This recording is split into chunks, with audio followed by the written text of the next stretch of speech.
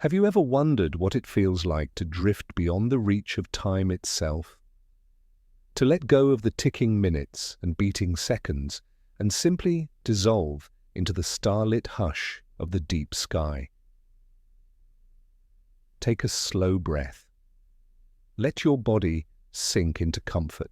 Let your eyes grow heavy, your thoughts loosen, and your world fade into stillness. You are safe here, gently held by the folds of night.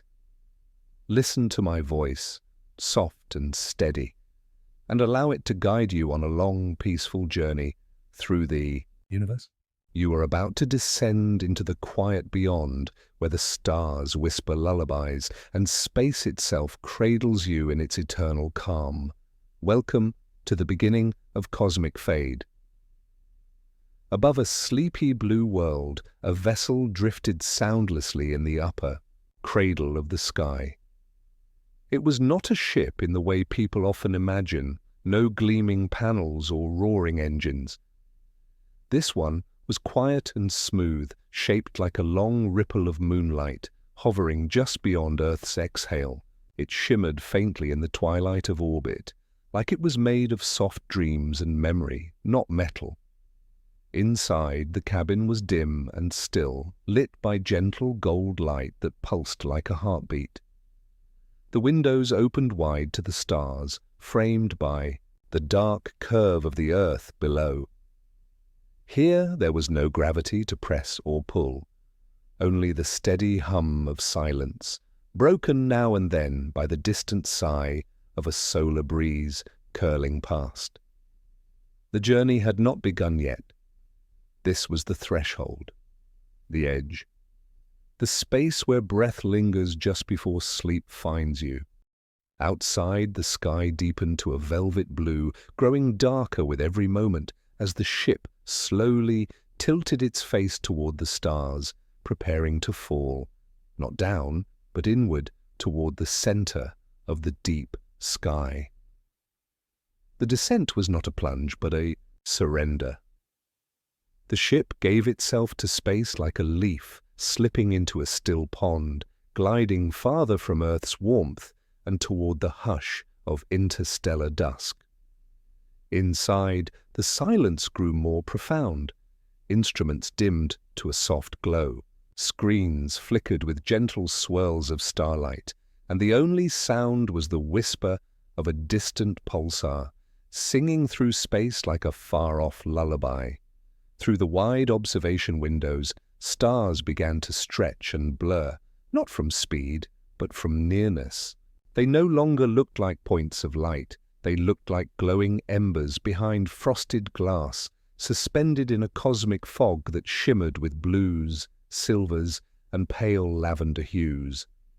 The ship was descending into a quiet sea of starlight, where everything moved slowly, softly, and without hurry.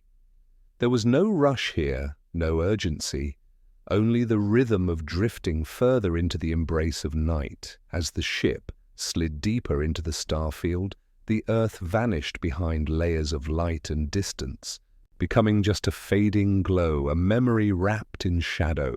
Now the view was filled with the subtle textures of the cosmos, thin rivers of dust glowing with soft ionized blues, curled wisps of gas that turned gently like wind-blown silk, and speckled fields of tiny stars like dandelion seeds frozen mid-flight. Occasionally, a larger star pulsed in the dark, casting golden halos through nearby clouds of interstellar dust, creating the illusion of candlelight flickering beneath deep water. The ship moved past each of these like a feather through still air, unhurried and unshaken. The air inside smelled faintly of cedarwood and ozone, clean, comforting.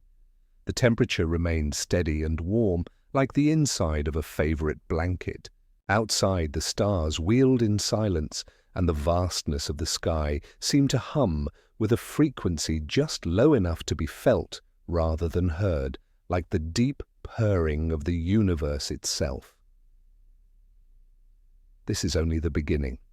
The stars, have you ever noticed how they never rush? How they simply shine, without concern for distance or destination. Out here, beyond the grasp of time, that same quiet patience surrounds you. Let your limbs grow heavier now. Feel the gentle warmth in your chest, like a soft glow rising and falling with each breath.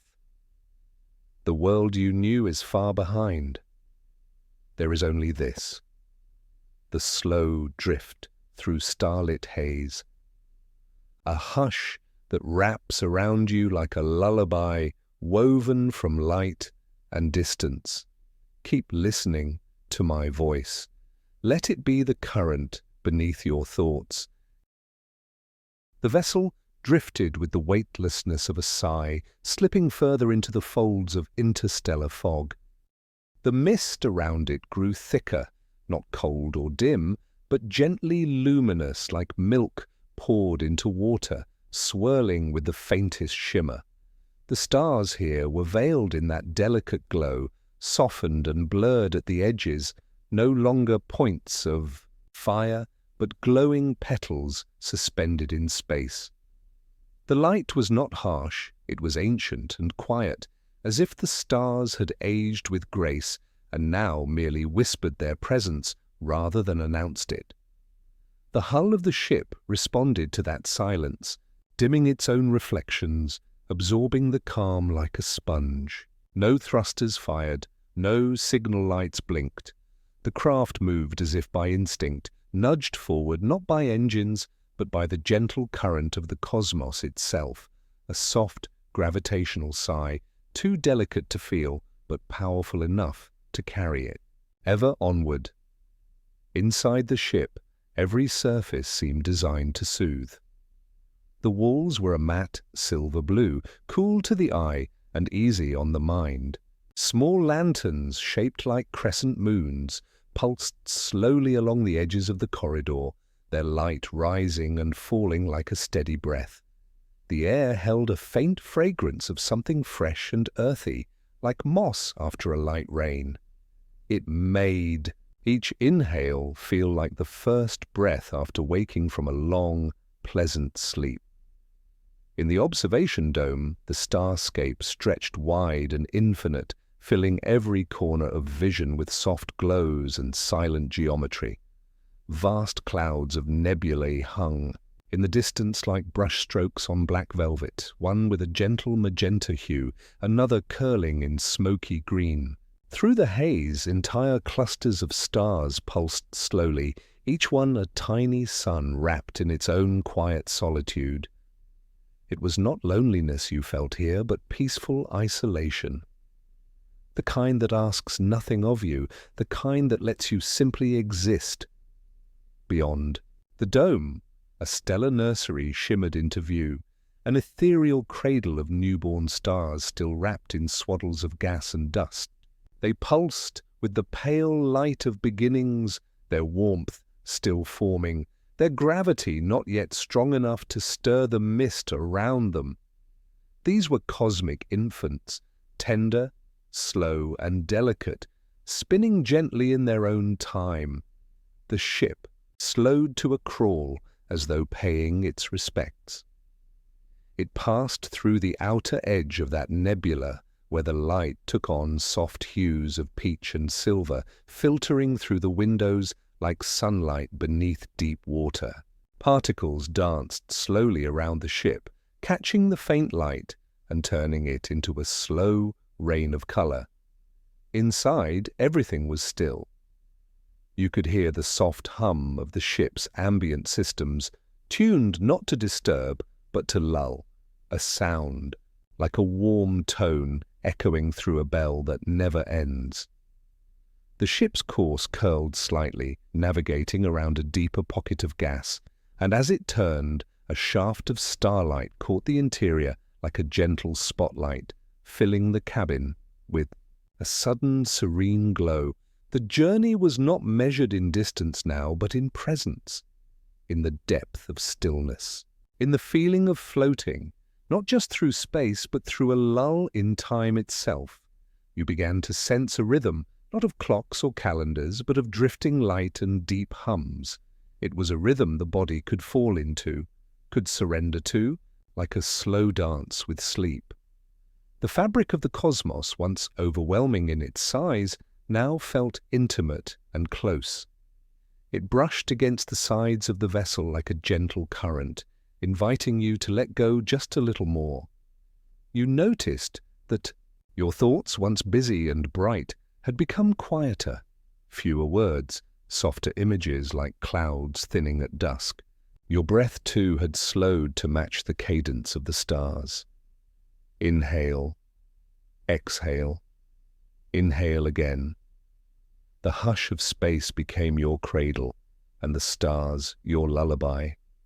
Out here there were no alarms, no sharp sounds, no voices except my own, and even that is becoming softer, slower, part of the atmosphere itself. The cabin remains warm, safe, pressed close to your skin like a favorite blanket at just the right temperature.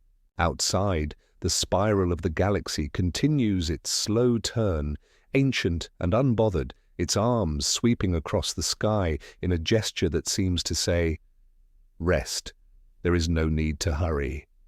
And so you do. The ship moves deeper still, into the blue, heart of the nebula, into the fold of night's embrace. And your thoughts continue to loosen, drifting like motes in golden starlight. We are only beginning our descent. The next layers of the deep sky wait with open arms, ready to receive you with even gentler silence and softer color. Let your eyes rest. Let your breath carry you. You are not falling. You are fading softly, beautifully, into the arms of space. Have you ever wondered what it might feel like to sleep inside a star's memory? To rest in a place where light no longer travels fast, but floats, thick and golden, through space like honey in the sun. Breathe in softly. Let your chest rise with ease. Exhale slowly, without thought or effort. You are so far now from noise, from days filled with motion, from the weight of urgency. My voice is slower now too, carried on waves of calm. You've been gently descending through layers of starlit silence, and now you find yourself in the quiet hollow beneath the light. A region so still, so ancient, it seems to remember the very first breath of the universe. The ship now moved through a corridor of calm where stars glowed with a deeper hue. These were not the bright, youthful suns of spiral arms, but older bodies, amber, rose gold, burnished copper, each one burning with a slow and steady radiance. They hung suspended like lanterns in an endless cathedral, casting their light outward in smooth circular ripples that barely touched one another. There was space to breathe here, space to drift between warmth and wonder. The stars kept their distance out of respect, allowing the ship its path, a glider through light. And the light itself behaved differently here. It didn't shimmer. It didn't sparkle. It poured, thick and constant, like golden mist, flowing in slow ribbons that moved as though guided by unseen tides. The ship's systems hummed in perfect balance, not guiding, but simply coexisting with this calm environment. Everything within the cabin seemed to echo the quiet reverence of the space outside. A soft glow bathed the walls, casting gentle halos that shifted as the ship moved, always warm, never glaring. The curved windows remained clear and wide, letting the silent stars press close in view, like companions traveling beside you, not distant pinpricks but warm souls floating at your side. In this hush, you may have felt a subtle presence, a sense that the stars were aware of your passing, not watching in a conscious way, but acknowledging gently your existence among them. The walls of the vessel had begun to subtly change too, not in shape, but in tone and feel.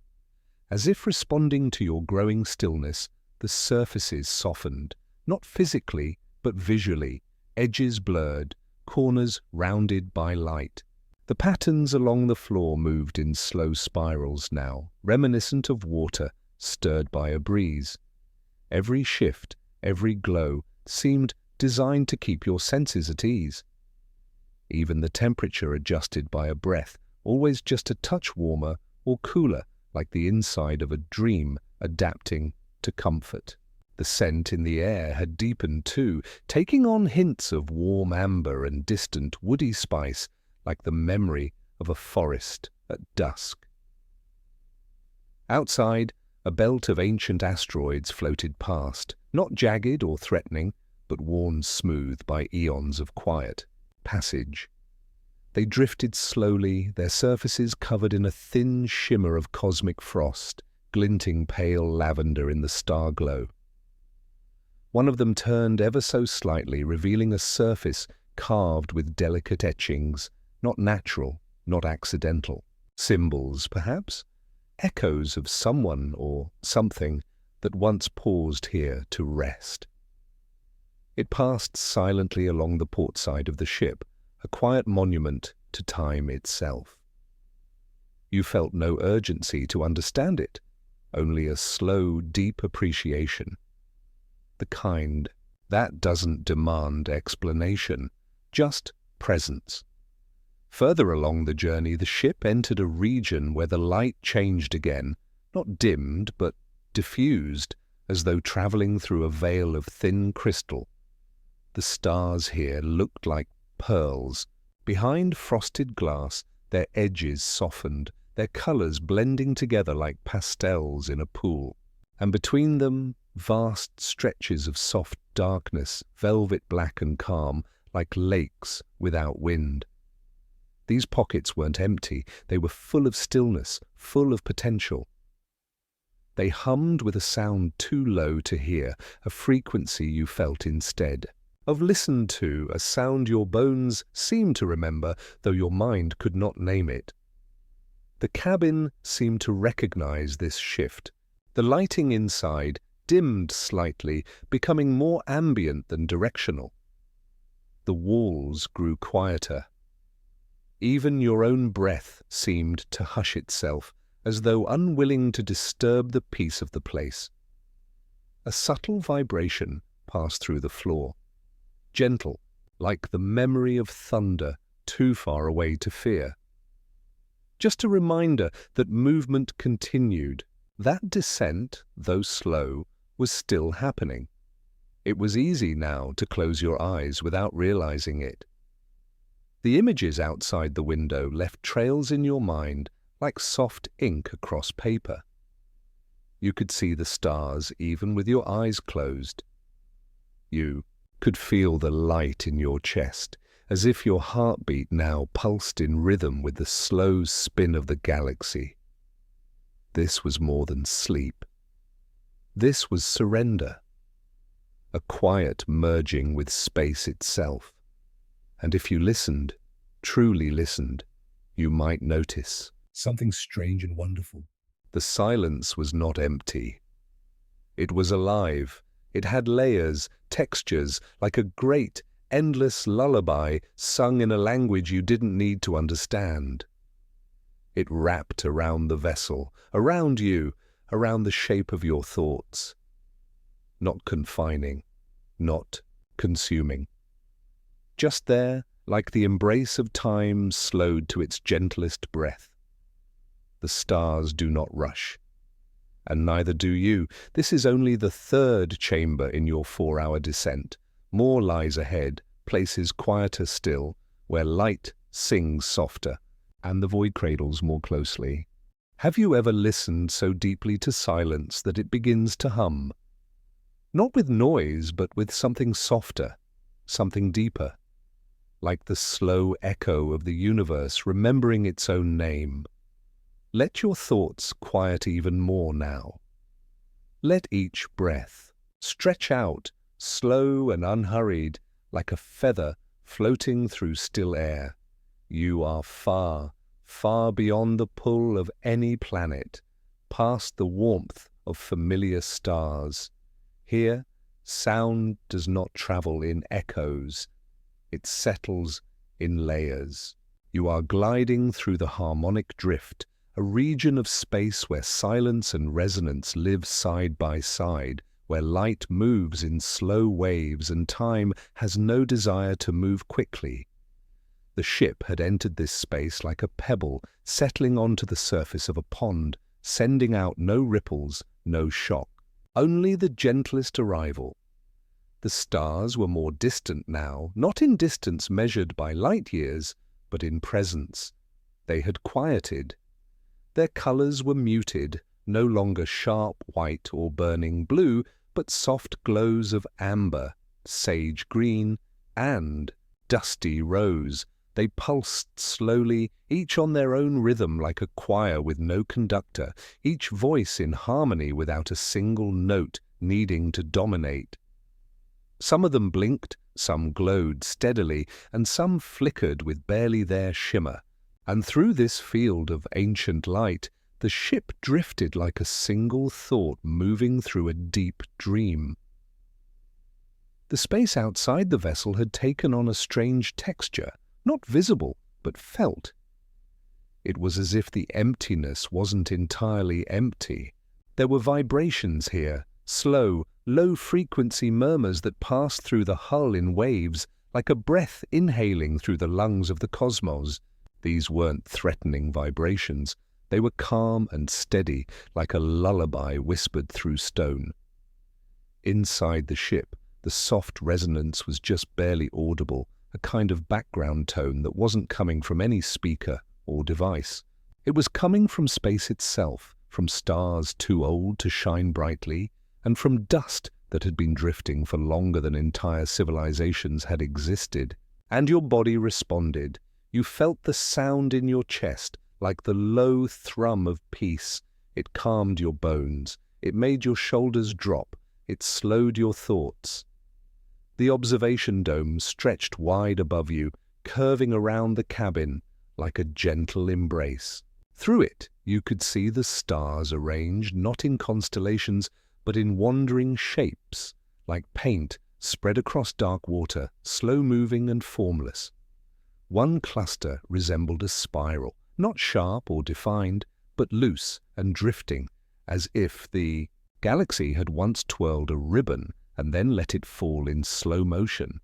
Another group looked like a broken circle, fragments held just near enough to suggest unity. Each group of stars seemed to hum with its own signature, a tone just outside the edge of hearing. As the ship moved, you could feel the shifts in those tones. They passed through the vessel like subtle emotional changes, one fading into the next, like the movement of clouds across a quiet sea. Inside, the cabin remained warm and steady. The lighting adjusted gently, its colors softening to a creamy gold that matched the tones of the drift outside. There were no sharp lines here, no corners. Every surface curved, every panel glowed faintly with a pulse of its own. The scent of the air had deepened, still clean and floral, but now with a faint trace of cedarwood and rain, earthy, grounding, ancient. You might have found your eyelids growing heavier again, not from tiredness, but from peace. The kind of peace that welcomes you to rest, not demands it. The kind that says, you can stop now, you've done enough. Just drift. A single soft chime echoed from somewhere near the front of the ship. It wasn't an alarm, it was a note, a harmonic tone, held long and even, vibrating in the air like the string of a harp. Then another followed, in a different pitch, not louder, just deeper. The ship had entered a field of harmonic resonance, where distant stars and the space between them created waves of energy too subtle for human instruments to chart, but not too subtle for the body to feel. These waves passed through you now, steady and layered, like gentle ripples in a perfectly still lake. They moved not just around you, but through you, gently smoothing the edges of your thoughts, reminding you of your smallness in the best possible way. One large structure came into view outside the dome. Not a planet, not a station, something older and more mysterious. It was a ring, vast and incomplete, turning so slowly it might have taken centuries to complete a single rotation. Its surface was covered in crystal dust, which glowed faintly in the light of a nearby dying star. The ring looked like it had once encircled something, but that something was now long gone.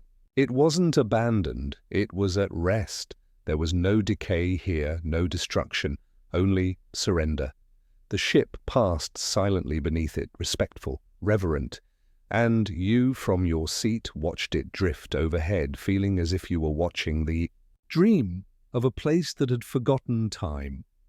There was no need to speak, no need to ask questions. Everything here made sense, even if you couldn't explain why. The drift wasn't something you could understand with thought. It was something you understood by feeling. And you did. Deep in your chest, you knew that this space, this silence, this resonance was a gift. Not one to be taken or owned. Just experienced. Just shared. And in your own quiet way, you let go a little more. You let the hum of the stars take you.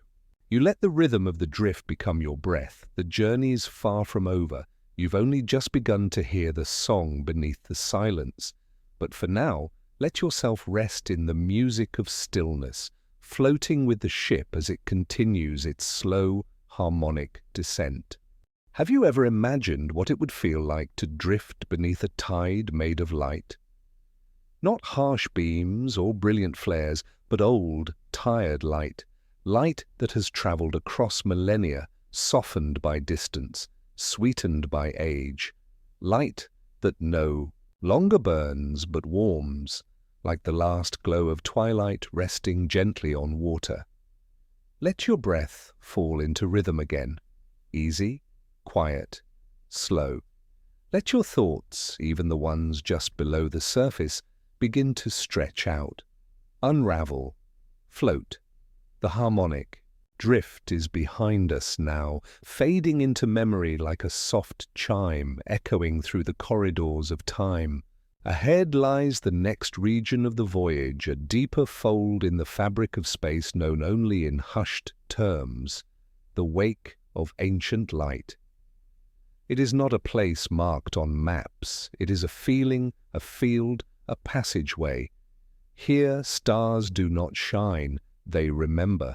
The vessel now drifted through a velvet sea, a region where starlight no longer arrived in sharp rays, but in waves, wide, mellow pulses that rose and fell as if space itself were breathing. This area was quieter than any before. There was no hum of resonance, no subtle vibration in the bones. Instead, there was stillness, deep, profound stillness. Outside, the void was not black.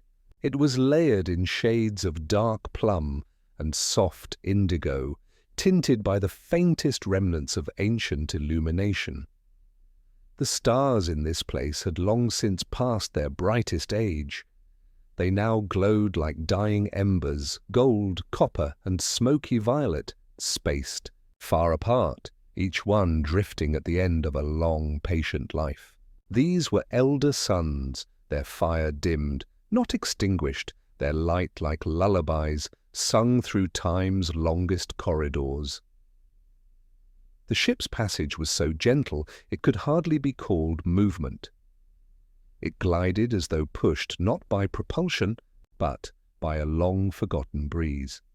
Every now and then, a curve of dim light would cross the viewing dome, trails left behind by long-traveling photons, barely visible, like echoes of shooting stars that never arrived. These trails bent across the ship's path, folding and twisting in slow arcs before fading back into the dark. It felt less like flying and more like floating beneath a vast sky of memory, like the ocean after a storm when the waves have calmed, and all that's left is the gentle rise and fall of a world returned to quiet. Inside the vessel, the atmosphere adjusted subtly. The lights dimmed once more, shifting to a shade somewhere between candlelight and moon glow. Not golden, not silver. Just soft. The walls of the cabin took on a warm, matte tone, like stone worn smooth by centuries of rain. Every surface seemed to hold heat, not from energy, but from presence, like the lingering warmth of a hand on your shoulder. A gentle floral scent filled the air, something close to wild lavender and soft earth, reminding you of places you've never been, but somehow feel familiar. This was not the silence of loneliness, but of sacredness, of pause, of reverence. As the ship drifted deeper, a large structure began to emerge in the distance, not a planet or a station, but something vast and slow-turning, its silhouette barely outlined by the faint glimmer of nearby starlight. It looked like a fractured ring, broken in elegant curves, each piece slowly rotating around an invisible center. The fragments were covered in reflective dust, catching what little light remained and scattering it in faint glows that drifted through the void like suspended candle smoke. The ship passed close, slowly, gracefully. The fragments didn't appear, ruined. They looked like monuments, memorials. Their arrangement was too precise, too balanced to be the result of destruction. It felt more like a cosmic sculpture, a structure built not to function but to remember. For a long time, nothing changed, and yet everything deepened. The quiet grew quieter, the stillness became softer. Time melted into long stretches of pure presence. There were no clocks here, no measurements, only the rhythm of your breath and the ever-slowing motion of the ship. In this place, you began to feel less like a traveler and more like a dream being carried by space itself. Your thoughts dissolving into light, your emotions soothed by color and shadow. Even your body, weightless and warm, felt less defined.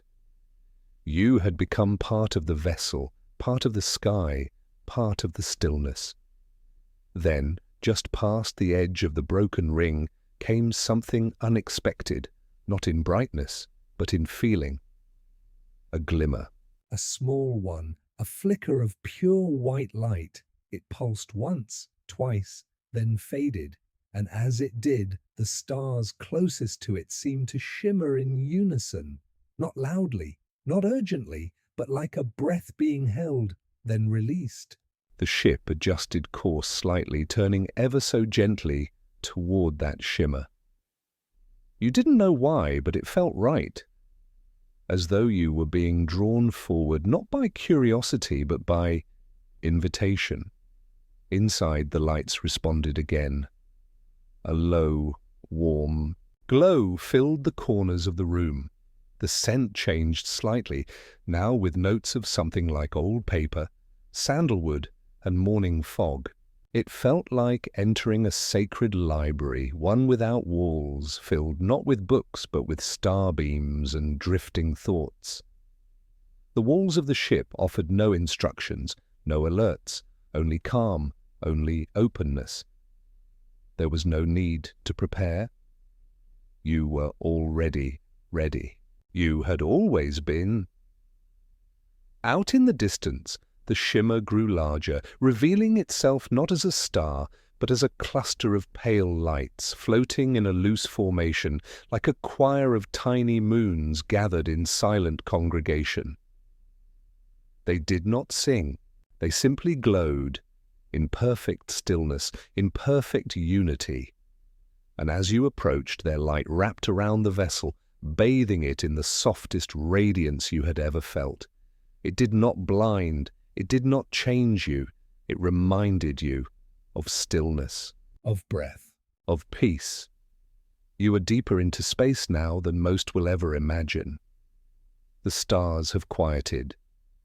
The ship moves without effort.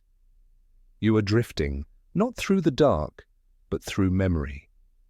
Through the wake of light that has traveled longer than any life, just to pass through you, and the journey continues. Have you ever stood in a place so still that you could hear the silence bloom? A place where nothing grows in the way you expect, and yet everything feels alive, rooted in stillness, flowering in the slow rhythm of light and time. Take another long, deep breath. Feel the quiet settle deeper inside you.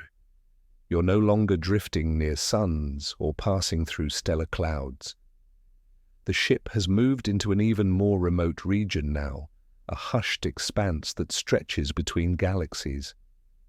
No stars, cluster close here, no planets circle, no comets dive.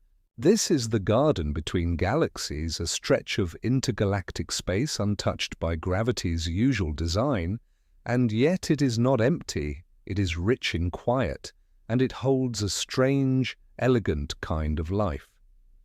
Outside the vessel, the sky is not black, it is the deepest shade of velvet blue, streaked with faint traces of older light, like wisps of fog catching moonlight in a midnight forest. You can no longer distinguish individual stars in the way you once did. Instead, entire galaxies shimmer faintly at vast distances, each one a glowing spiral or elliptical smear across the horizon of space. Some of them pulse slowly, visible only by their soft outlines. Others twinkle like frost crystals, too far to define, too gentle to command attention. And yet together they create a kind of cosmic garden, scattered and serene, like flowers opened wide, frozen in the moment just before dawn. The ship moves even slower now, not from effort, but out of reverence.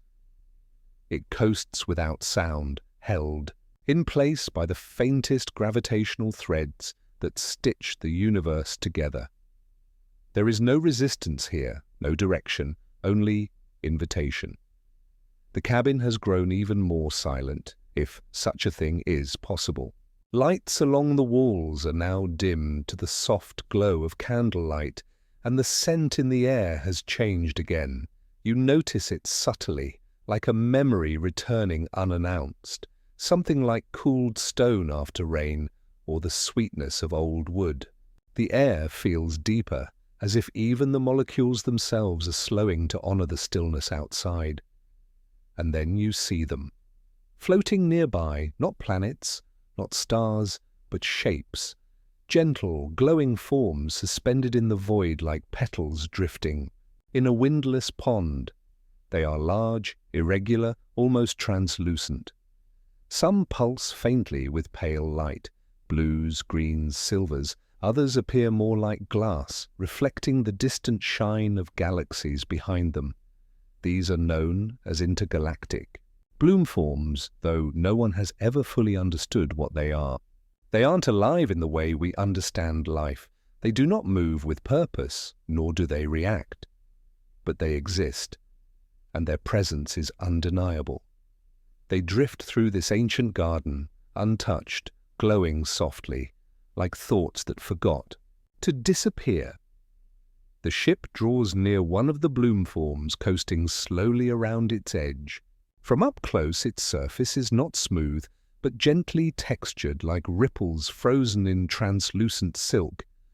Tiny particles of cosmic dust cling to its edge, catching starlight and sending it scattering in all directions, like a slow-motion prism.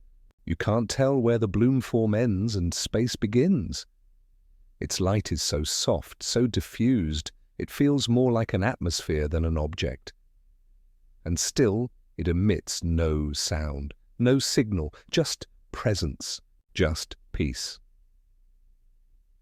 Inside the ship, a new projection appears, silent, soft, hovering mid-air, near the observation dome. It's a gentle representation of the surrounding space, showing each bloom form as it drifts gently in three-dimensional view. The vessel doesn't chart a course through them, it simply observes, listens, respects. This isn't a space for action, it is a place for being. And as you watch, you find yourself becoming still again, inside and out. Thoughts drift more slowly now, not because you are tired, but because there is no urgency left in them, there is no question to ask, and no answer needed. You are simply here.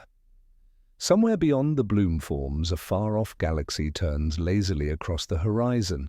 It is the only motion visible at such a scale, its slow spiral spinning like a forgotten wind chime, untouched for centuries. It glows in pink and gold, and its arms trail dust that catches the dim light of nearby stars. Even from this distance, it feels warm, like the memory of a fire long since gone cold, but still comforting.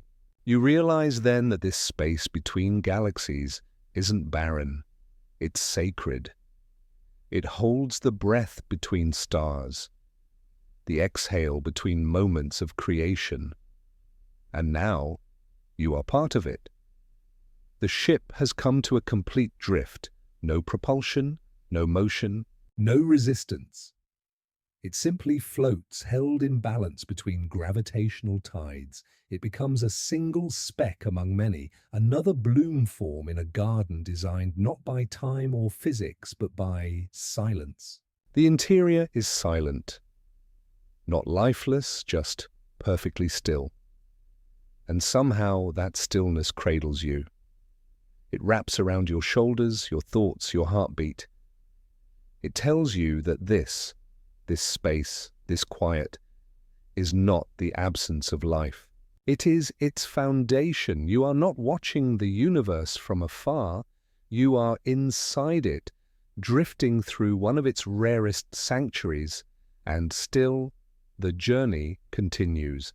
Have you ever paused in the quiet of night and felt that the silence around you was not empty, but full? Full of something soft, something waiting. As if the quiet itself held echoes, too faint to hear, but powerful enough to be felt in the heart? Now float with me even deeper. You've passed through the garden between galaxies, through the hush, where light forgets its own edges. And now the ship drifts into a region older still. It is not defined on charts, and no sensors declare its presence. But you know it by feel, like a dream you've half remembered since childhood. This is the space between stars, not the light they shed, but the echoes they leave behind. The stars here are distant, separated by great chasms of nothingness. Yet that nothingness is not void. It's textured like a fabric so fine it's nearly invisible to the eye. You feel it first, a sensation in the chest, a shift in the air, not turbulence, not motion, just the awareness that something unseen has filled the space around you, like entering a cathedral long after the choir has finished and still feeling the song hanging in the rafters. That's what this part of the journey is, a place where stars once lived or passed or dreamed, and their echoes still shimmer in the quiet. Outside the vessel, the stars shine dimmer, smaller, but each one feels immense, not because of size, but because of presence. These stars don't call attention to themselves, they rest. Some flicker in and out of view, not from distance but from the way light moves here, curving gently through faint gravitational waves refracted by pockets of ancient dust. These ripples in the light don't distort, they soothe, they make the stars seem like they're swaying gently, like lanterns hung on a quiet wind. The ship, too, begins to sway, not in motion, but in rhythm. Instruments respond not to input, but to tone. The vessel aligns itself with the soft, undetectable vibrations that resonate through this sector of space. There are no charts here, no coordinates. The navigation is done entirely by feel, like sailing through fog guided only by the sound of distant waves. You don't steer, you listen, and the ship listens with you. Inside, the lighting softens further, and even your perception of time begins to blur. Minutes do not pass in the way they used to. Moments stretch and contract like slow breath. The shadows in the room adjust themselves gently, reflecting a darkness that is not heavy, but delicate, like velvet laid across the surface of water. The air is warmer now, just slightly, but enough that your muscles relax deeper into stillness. The scent has shifted again, barely perceptible, maybe a hint of pine, maybe faint tea leaves, maybe the breath of ancient stone warmed by light. You begin to hear something, not with your ears, but within you. A soft tone far off. It repeats, slow and low like the distant ring of a bell made of light. Then another joins it, higher, thinner, but no less soft. They don't compete, they layer. The ship has entered the echo corridor, a passage where star-born frequencies gently bounce across space. These are not sounds that were spoken. They are sounds that remain. Not music, but memory. Not melody, but truth. They are the tones, stars, made long ago perhaps when they flared to life, or when they slowly dimmed into silence. The cabin amplifies these echoes not through sound, but light. Along the curved interior walls, faint pulses begin to move, soft bands of color that slide and stretch, rippling like reflections in a still pool disturbed by thought. Each color corresponds to a frequency, and each frequency to a star. You watch as a golden thread curls into a loop, glows briefly and disappears, an echo, caught, remembered, and released. Some loops remain longer, overlapping with others, building slow, silent symphonies on the walls around you. You sit in perfect quiet. You watch. You listen. You breathe. And slowly, your own thoughts begin to synchronize with the pulse of the ship and the echoes of the stars. Worries dissolve. Not pushed away but absorbed, like dust settling onto still water. Memories soften. Time slows. There is only now. There is only this. As the ship moves forward, though forward no longer feels like a direction, a new structure comes into view. Not solid, not designed, a field, a massive sphere of loosely collected particles and waves, orbiting nothing, glowing faintly in a dusty halo. Scientists once called these echo shells. The name stuck, though. No one could ever explain what caused them. Some believed they were the remnants of ancient stars that burst and scattered. Others said they were where stars would be, forming echoes before they existed. The truth is unknown, but one thing is certain. They sing. The ship enters the edge of the echo shell. You don't feel anything shift, not physically. But emotionally, mentally, perhaps even spiritually, something unfolds. A tone rises, a harmonic unlike the others. It is long, low, and resonant, and it vibrates in your chest like a thread connecting your breath to the breath of the universe. Other tones follow, forming a chorus that doesn't seem external. It feels like it's coming from within you. You are no longer just in the space between stars. You are the space between stars. There is no effort here, no destination, only the drift and the awareness of drifting. Outside, the stars shimmer with new colors. Inside, the lights move slowly across the walls like memories finding their places. You are still, silent, and held, and the echoes go on. Have you ever wondered what lies beyond the quiet? Beyond silence so deep, so vast, that even echoes no longer return? What does space feel like when sound and memory and movement all dissolve into something even softer, something entirely still? Come with me now. Breathe slower. Let your thoughts blur at the edges like morning mist curling at the edge of a lake. The journey is deeper now, deeper than it's ever been.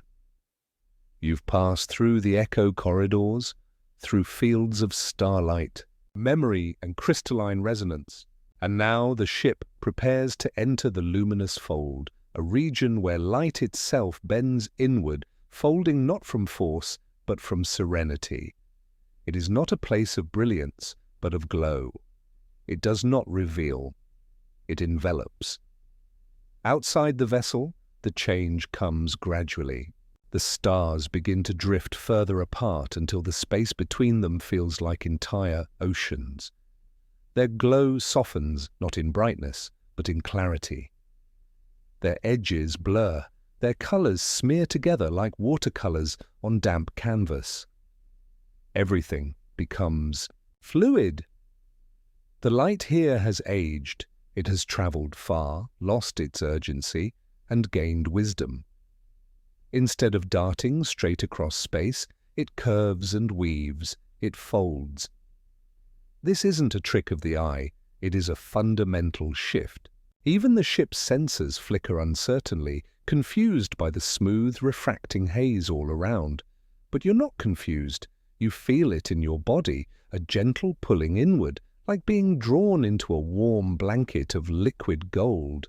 The fold is not dangerous. It is not even mysterious, not in the way science fears mystery. It is gentle, familiar, in a distant, dreamlike way. Some say the fold is the universe's way of resting, a place where time closes its eyes, a sanctuary between what was and what could be. The ship enters it without resistance. No alarms, no alerts, just a soft shimmer across the viewing dome, as if space itself is exhaling. Inside the cabin, the light changes, not in color, but in texture. Shadows no longer behave as you expect. They flow. They roll gently across the floor like ink in water, always moving, never sharp. The ceiling seems higher now, the air lighter. There is no gravity here, no weight, but you feel anchored, not by mass, but by presence. Your presence. You are aware of yourself in a way that's soft and round, as if you've slipped into the shape of your own breath. A soft tone plays through the hull, not music, not signal, but sensation. It feels like the note of a bell struck very far away, the vibration traveling through endless light years just to touch you. Another follows, this one deeper, slower, then another. These tones are not in a hurry. They arrive when they arrive. They bring no message. They only say, you are here. You are part of this. And you are. Through the dome, you begin to see shapes emerging, not stars, not planets, but folds of light curling upon themselves like ribbons in slow motion. Some drift past the ship as if caught in invisible currents. Others hover still like petals suspended in honey. They pulse faintly, not with power, but with peace. You see hues you don't have words for, colors that seem to shift based on how you feel, not how you look. A glimmer of soft indigo becomes teal, then becomes something like memory. Pale coral becomes sound. You begin to understand, or perhaps remember, that the fold is more than light. It is feeling. It is the soft echo of moments not yet born. The ship's systems seem to step back. No interface speaks, no data flashes. It is as if the vessel itself is meditating. It glides in utter stillness, surrounded on all sides by flowing layers of quiet luminance, and for a moment it feels like the ship is no longer even moving through space. It feels like space is moving through you, folding around you, carrying you like a dream carries a sleeping mind. You close your eyes, or perhaps they closed on their own. Yet you still see it. The shifting of light, the slow blooming of colors, the soft swirl of forms with no edges. The sensation is not unlike floating in warm water, far beneath the surface, weightless and cradled. Every breath is unhurried, every thought rolls over, slowly, gentle and round. There is nothing sharp here, nothing loud, only presence. Somewhere out beyond the ship, a single strand of brighter light arcs across the fold. It moves not quickly, but with certainty. As it passes, you feel it resonate, not in your ears, but in your chest. A soft tightening, then release, as if a story had been told in a single motion, and your body understood every word without needing to translate. That light moves on, disappearing into the haze, its path folding gently behind it. There is no destination in the fold, no arrival.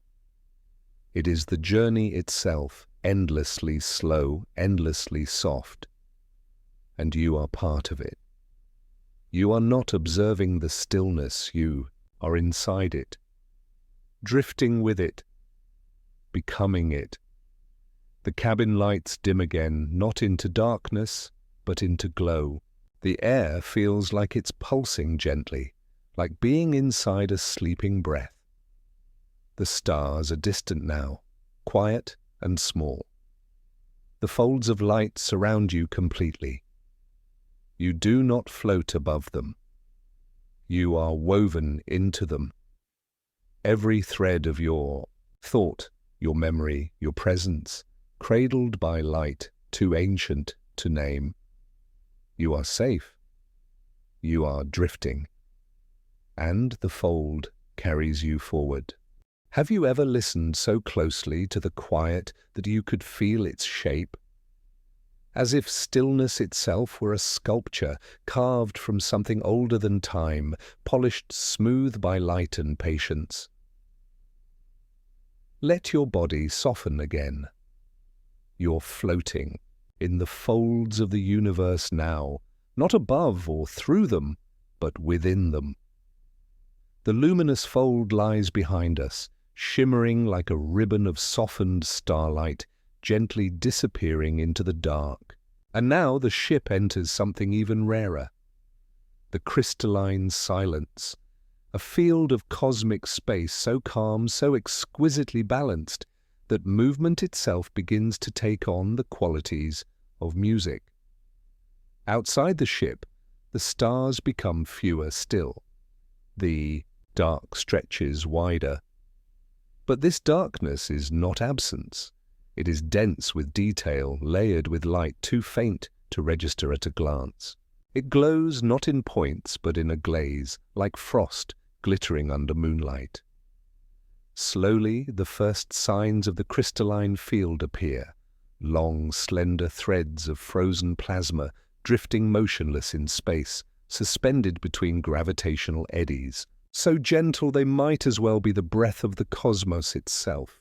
These threads shine like silver filaments, catching and releasing starlight as they twist, almost imperceptibly, like wind-blown reeds in the quietest meadow. And then shapes, clear and shimmering like glass blossoms blooming from nothing. They aren't made of matter in the traditional sense, nor are they holograms or illusions. They are formations born of light and magnetic resonance, crystalline sculptures held in place by harmony rather than force. Some spiral in thin, curling tendrils like frozen whirlpools. Others expand outward in delicate lattice structures, each edge defined by the tiniest shimmer of spectral color. They are silent, motionless, untouched, and utterly mesmerizing. The ship drifts among them without disturbing a single fragment. Its presence is soft. It asks nothing. It only listens. Inside, the lights are dim now, tuned to match the tones of the field. There are no bright displays, no alerts, only gentle, ambient pulses of warmth beneath your feet. as if the floor itself is breathing. The walls have taken on a new hue, a barely there transparency that lets some of the glow from outside filter through, washing the room in colors that move like reflections on snow. The scent in the air is fresh now, not sweet, not strong, just clean, like mountain air after snowfall, cool and grounding. You inhale deeply, you hold it, you exhale slowly. Everything is soft, everything is clear. You become aware of the silence not as the absence of sound, but as its own kind of presence. It is dense, like a room filled with invisible music that chooses not to play, but to wait. Each moment stretches, not in boredom, but in stillness. There is nowhere to go, nothing to do, only the slow unfolding of now. Outside, the crystals begin to shift. Not quickly, just slightly. One tilts, casting a faint prism of green and violet across the ship's hull. Another hums with faint, ultraviolet glow, visible only as a gentle shimmer across your peripheral vision. It is like watching light learn how to dance again, one note at a time. The ship adjusts course, subtly, reverently, gliding toward the heart of the crystalline field. The density of structures increases here. The formations become taller, more complex. Some resemble towers made of frozen breath, reaching up into the invisible architecture of the stars. Others bloom wide and low like petals carved from ice, each one curving in delicate balance with its neighbors. They don't appear crafted. They appear grown. And yet there is no plant life here. No life in the way we know it. But you feel it, nonetheless. A kind of presence, a kind of being. It does not speak, but it welcomes. It does not reach, but it holds. Your thoughts begin to echo in new ways now. Not in your mind, but in your senses. You feel a memory rise, not of something you lived, but something you dreamed. A wide ocean beneath a silver sky. A slow wind moving through tall grass. A sense of having been somewhere like this before, though you never have. The crystalline silence does that. It doesn't show you what was. It reminds you of what could have been. Possibilities woven into beauty, layered into light. You close your eyes. Even with them closed, the glow remains behind your eyelids. A soft orange, a trace of pearl. Gentle, ever-changing halos of color. That flicker with each shift in the crystalline field outside. The sound, if it can be called that, is a pressureless hum. A vibration of stillness. You can almost hear it aligning your heartbeat, slowing it to match the rhythm of space. The ship comes to rest. Not powered down, but at peace. Suspended within the crystalline field, like a single flake of snow in a gentle breeze. There is no need to move, no direction to follow. Around you, the crystal formations hold their place in silent song. They glow, they rest, they dream, and you dream too, not in stories or words, but in sensation, in light, in stillness. You are held here, like a memory cradled in the palm of a sleeping universe. Have you ever felt time pause? Not just slow, not merely stretch, but truly stop. Not in a way that freezes or traps, but in a way that sets you free. As if the very idea of beginning and end quietly dissolves into the soft glow of forever. You are now deeper into space than almost any living thing has wandered.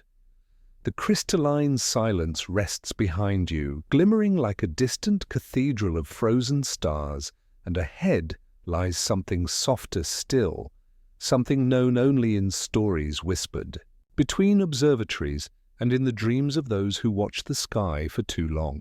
The ship moves forward, slow and quiet, and you cross the final threshold into the space called where time sleeps. There is no sky here, not in the usual sense. The universe has unraveled into something smooth and seamless, like satin pulled taut.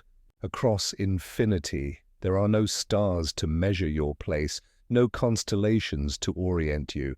Instead, the space around the ship glows with a faint, golden-grey light, dim and diffuse, like the first breath of morning or the last sigh of twilight. It doesn't seem to come from anywhere. It simply is. The ship glides through it effortlessly, its surface catching and reflecting faint ripples that shimmer outward like rings in an invisible pond. This region, this place where time has forgotten to tick, does not echo. It absorbs. The vessel's hum is gone now, not silenced by malfunction, but swallowed gently by the stillness around it. Even the gentle pings and pulses of its instruments have stilled, as if they, too, are listening for something deeper. You are not weightless here. You are without need for weight. Your body is held not by gravity, but by peace. Each breath feels slower than the one before, and each one fuller. You're not sure how long you've been here. Minutes? Hours? It doesn't matter. Time has curled up beside you and fallen asleep. The walls of the ship respond in kind. Light from the outside world gently permeates the interior, painting the cabin in slow warming hues, dusty rose, pale gold, the soft blue of forgotten memory. Shadows move like clouds across a field. The air inside smells faintly of clean parchment and faint citrus, like old pages gently warmed by sunlight. Every surface of the room feels soft now, not to the touch, but to the mind. There are no edges, no corners, only curves and warmth and gentle motion. Outside the dome, the void subtly shifts. You begin to see forms, shapes not made of matter, but of slow light. They float just beyond the reach of focus, curling and unfolding like petals. In deep water, some are long and spindled, like ribbons slowly being unfurled. Others hover in wide circular patterns, each ring glowing faintly with ancient resonance. These are not stars, they are remnants, echoes not of sound but of time itself, places where events once happened so deeply, so profoundly, that they left behind footprints made of light. One of these luminous rings passes close to the ship. It spins slowly, not on an axis but in all directions at once, folding and unfolding, its layers shimmering in colors your eyes cannot name. As it rotates, you feel a warmth pass through your chest, not heat, not electricity, something more like memory.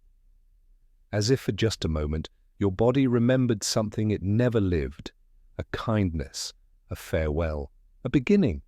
You breathe deeper.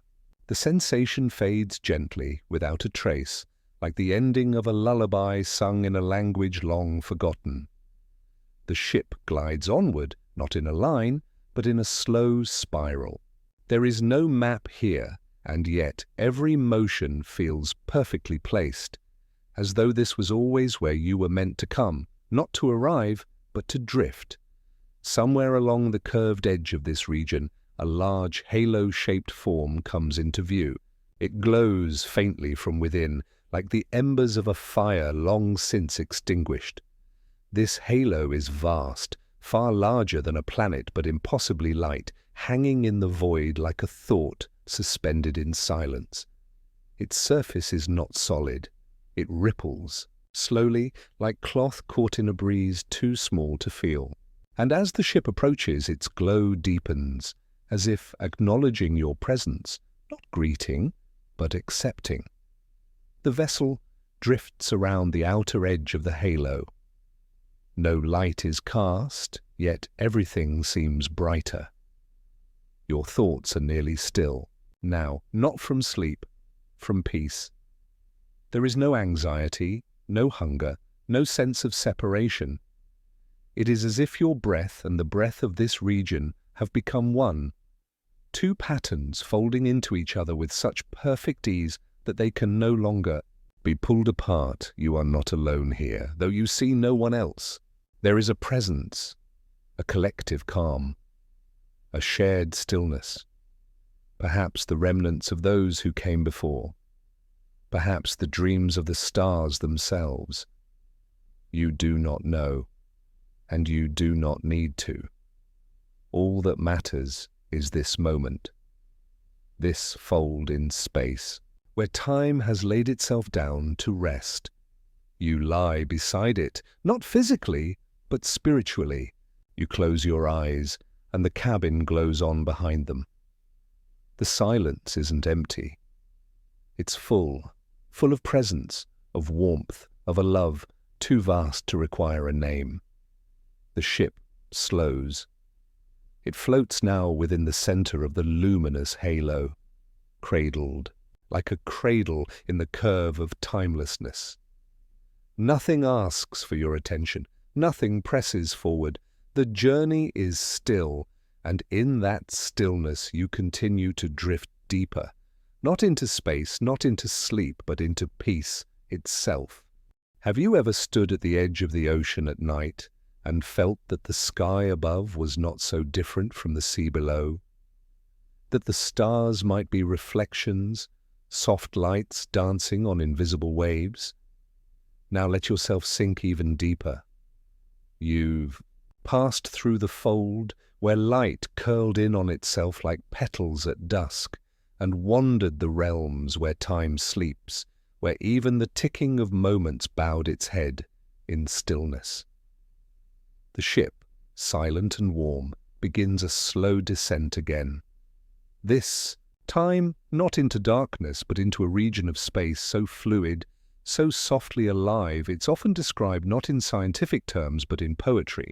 This is the sea beneath the stars, a vast and hidden stratum of space where matter flows like water and gravity hums like the strings of a harp stretched across galaxies. Outside the vessel, the stars begin to reflect. At first, it's a subtle shift, pinpricks of light flickering beneath the ship as well as above it. Then gradually, the emptiness below deepens into a surface, not solid, not liquid, but something in between, a shimmering, slow-moving field that stretches out beneath. You like a cosmic tide, glowing faintly with the lights of distant galaxies mirrored upon it. It ripples without direction, its movement driven not by wind or orbit, but by the gentle rise and fall of invisible waves in space-time itself. It is not a sea in the literal sense, but you can feel its vastness in your bones. You can sense its depth in your breath. The ship coasts down toward this reflective layer, tilting its nose gently as though bowing to an ancient presence.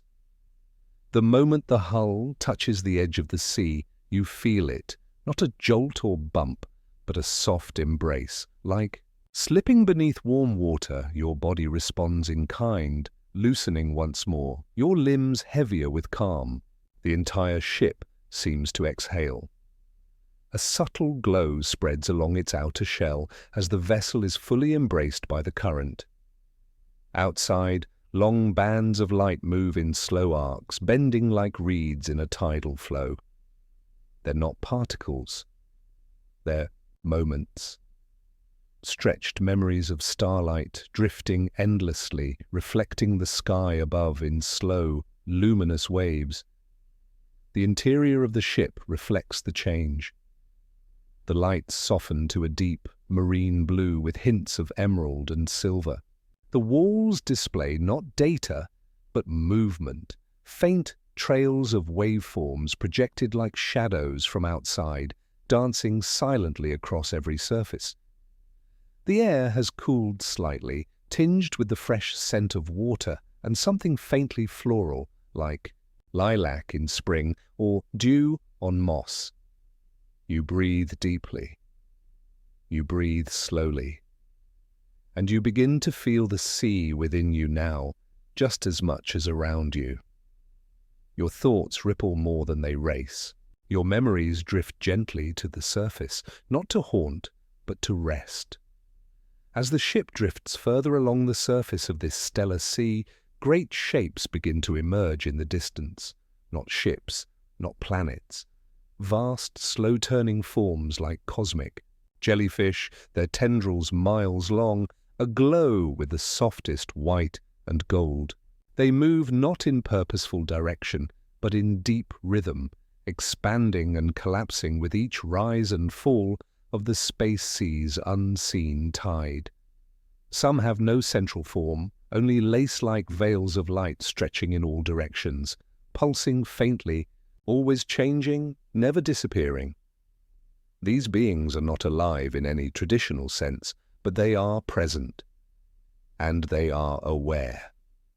Not of us, but of this, of the sea, of the light, of the drift. The ship keeps its respectful distance, curving gently around one of the great veils whose edges shimmer and dissolve into mist-like threads of dust. As you pass, the being pulses once, just once, and a soft vibration moves through the ship. You feel it in your chest, like a bell being rung gently within your heart. A tone without note, a message without language. Something like welcome, something like peace. There are no currents here that push or pull, and yet the ship moves with certainty, as if following a path not marked by stars, but by feeling, by flow. Beneath the reflective sea surface, you catch glimpses of structures that drift beneath, vast arches of light, ridges of glowing gas, patterns that spiral and fade like ink in water. The ship does not descend further, it simply glides along the surface, as if it knows that this sea is not meant to be crossed or conquered. It is meant to be accompanied. It is a lullaby that does not end, it only continues. The cabin darkens slightly as you move deeper into this space, not out of caution, but to heighten your awareness. The glow from the sea outside now illuminates the room like the light of a full moon on a lake, soft, shifting, liquid. Reflections scatter across the ceiling in gentle waves. You feel as if you are floating inside a dream of water, gently rocking with every unseen movement beneath the surface. You've never felt time move like this, not forward, not backward, just around. You've never felt motion like this, not speed, not distance, just flow. The ship has become a part of the sea now, a traveler in a body of light that has no beginning and no end. You sit in silence, eyes half closed, heart slowed to match the tide. The sea beneath the stars carries you without asking questions. It asks for nothing in return, only that you drift with it, only that you listen to its slow, glowing breath, and the journey, quiet as ever, still unfolds. Have you ever stepped into a place so quiet that you could almost hear your own thoughts turning into light? A place where memory doesn't just live within you, but moves around you, glowing, breathing, remembering you back. You've floated gently across the sea beneath the stars, letting its glass-like calm rock you into deeper stillness. Now the ship enters another space, not a region known by coordinates, but by feeling. It's rarely spoken of by name because it's not a place that appears in maps or on screens. It's known simply as the Velvet Archives, a corridor of space so saturated with time, thought, and silence that it seems to hold the consciousness of everything that ever passed through it. As the vessel draws close to this pocket of suspended memory, the light begins to change once again. The oceanic glimmer of the stellar sea fades behind you, dimming until it becomes a thin haze stretched across space like mist. Ahead, the darkness deepens, not into pitch black, but into something rich and layered like ink, stirred slowly through warm water. You begin to notice faint bands of silver and violet weaving through this dark, forming intricate patterns that shimmer when caught by your peripheral vision, but vanish when you try to focus. The stars are fewer here, but more intense. They do not twinkle. They glow softly and steadily, like the eyes of old souls gazing out from a distance. The ship slows even more, though you can't feel the deceleration. It's only in the rhythm of the walls, the heartbeat of the vessel, so to speak, that you sense the shift. The pulse becomes deeper, slower. Everything responds. Lights within the cabin dim to a subtle aubergine hue.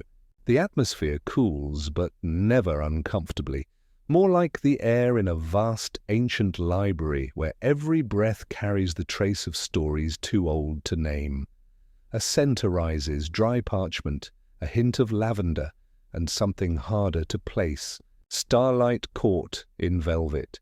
You breathe it in and feel your thoughts stretching, as though they're preparing to read something not written in words. The ship has entered the outer layer of the archives. Outside the dome, long curving forms begin to appear, spindled ribbons of photonic matter slowly rotating through space. They form concentric spirals, vast as moons, glimmering faintly as if lit from within by history itself. They are not solid. They are not constructs. They are imprints, the slow residue of every moment that has passed through this place. Some scientists believe these spirals are formed by the electromagnetic traces of passing vessels left behind over eons. Others say they are thought forms left by sentient life across thousands of worlds. But none of those explanations quite suffice, because when you look into them, they look back. Not literally, not with eyes, but with presence. Each spiral of light seems to resonate, however faintly, with awareness. The kind of awareness you feel when walking into a room where someone has just been crying or just been laughing. You can feel what was, even though it's no longer happening. That is what the velvet archives are made of, what was. And yet, they don't feel heavy. They feel soft, gentle, as if time has been folded into silk and allowed to rest. The vessel weaves slowly through the spirals. They part without resistance, folding gently around the hull and returning to place once you've passed. Inside, the floor glows faintly, reflecting some of the structures outside. Shapes, some round, some spiral, some angular, begin to flicker softly on the inner walls. They're not messages, not commands. They are memories, gently mirrored, as though the ship is letting you glimpse what it remembers from this place. You see flashes of something not quite visual, more like emotional residue. A feeling of joy, of wonder, of grief, of deep peace. Each impression so subtle, so soft, it never overwhelms. It only passes through. At one point you notice a distinct structure, tall, wide, softly rotating like a page mid-turn. It shines, with layers of translucent light that ripple like silk caught in slow wind. The ship halts before it, hovering in respectful quiet. You feel something here. A pressure, gentle but steady, building behind your chest. Not pain, not sadness. Something else, something yearning. You can't name it, and yet it feels like something that's always been with you. The structure emits no sound, no light pulses.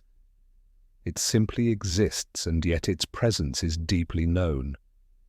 Perhaps this was once a place of farewell, or arrival, or both. The ship lingers for a long time, letting the moment unfold. Inside, the air feels denser now, not heavy, but full. Full of silence that means something. You feel it in your breath. The way it slows further deepens naturally, as if your body knows it has entered sacred space. You close your eyes without meaning to, and still the archive continues to move around you. The ship resumes its path, drifting now through a field of slower spirals. Some are large enough to encircle entire moons, others so small they flicker like the flash of a thought. They spin silently, their energy soft and pulsing. Here and there, faint pulses of color move between them, wisps of blue and pink, golden, threads, violet embers. You watch them pass and feel as though you're watching ideas drift between pages or dreams travel from one sleeper to another. Nothing here is hurried. Everything is in perfect cosmic rhythm, and then, just beyond the furthest edge of the archives field, you see it, a single small point of steady light. It doesn't pulse or shift, it just glows, not bright, not blinding, but undeniable. The ship tilts slightly toward it, as though drawn, not by gravity, but by meaning. As you approach, you realize this light isn't far away. It is close, held just outside the center of the archives. It looks like a seed, a sphere of warm, golden radiance suspended in stillness, wrapped in filaments of soft white and pale green. You feel it before you understand it. This is a memory seed, a storage of something vast and personal. The ship doesn't dock or scan, it simply hovers near. The walls of the cabin become translucent again, and slowly a glow fills the air, not sharp or instructive, but inviting. You feel, in the quietest way, that you're allowed to feel this, not read, not analyze, just feel. A memory that isn't yours, but welcomes you as though it could have been. You see a sky, soft, blue, full of clouds. Not a sky of earth, perhaps, but one very much like it. You hear laughter, low, distant, familiar. You see hands held together. A long walk under trees, rain on glass, a cup being set down, a fire, a voice humming, low and steady.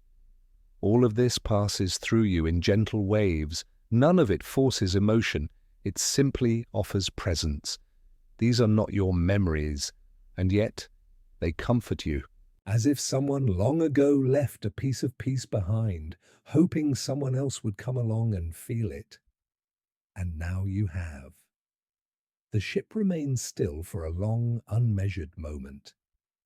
The memory seed glows gently beside you, unwavering. There are no words, no interpretations, just the quiet knowledge that this space exists. A cosmic library where not facts, but feelings are kept, held safe, held gently, left behind like lanterns in the long dark. Eventually the ship begins to move again. The archive spirals behind you, folding closed with the same reverence with which it opened. You drift onward now, filled not with answers, but with warmth, carried not by direction, but by grace, and the journey continues deeper still.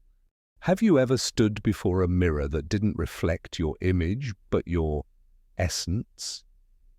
A mirror not of glass or silver, but of light and memory, shaped by the very stars that once dreamed you into being.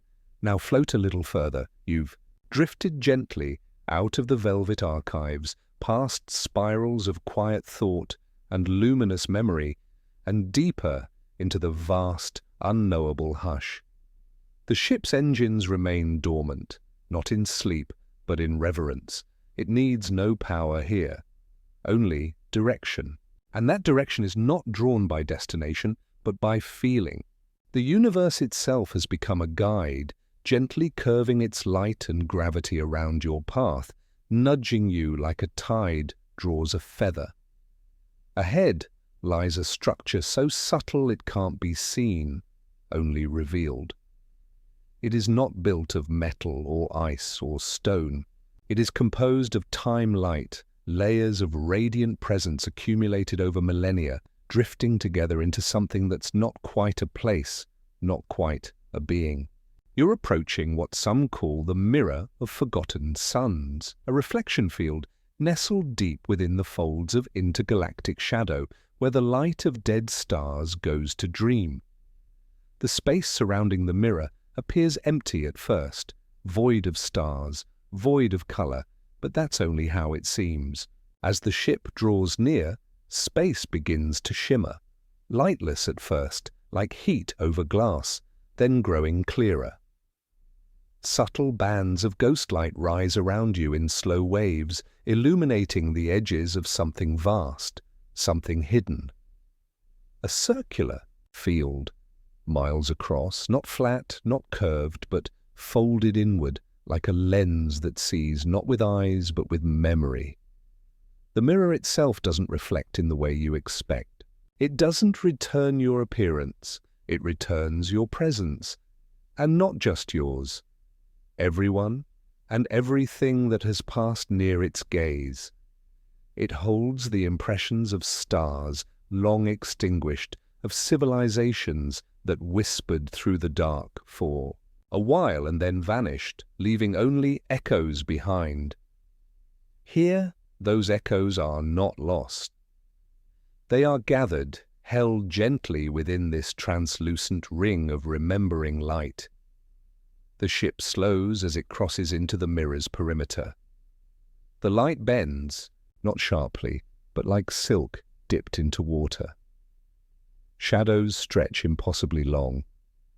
Shapes twist in slow, beautiful arcs. But you feel no fear. This place was not built to confuse, it was shaped to show. The dome of the observation window fades to transparency as the light thickens outside. You are fully immersed now in the mirror's field. Then, a shimmer. A ripple moves across the space before you, no source, no direction, just motion. With it, color begins to bloom from the center of the field.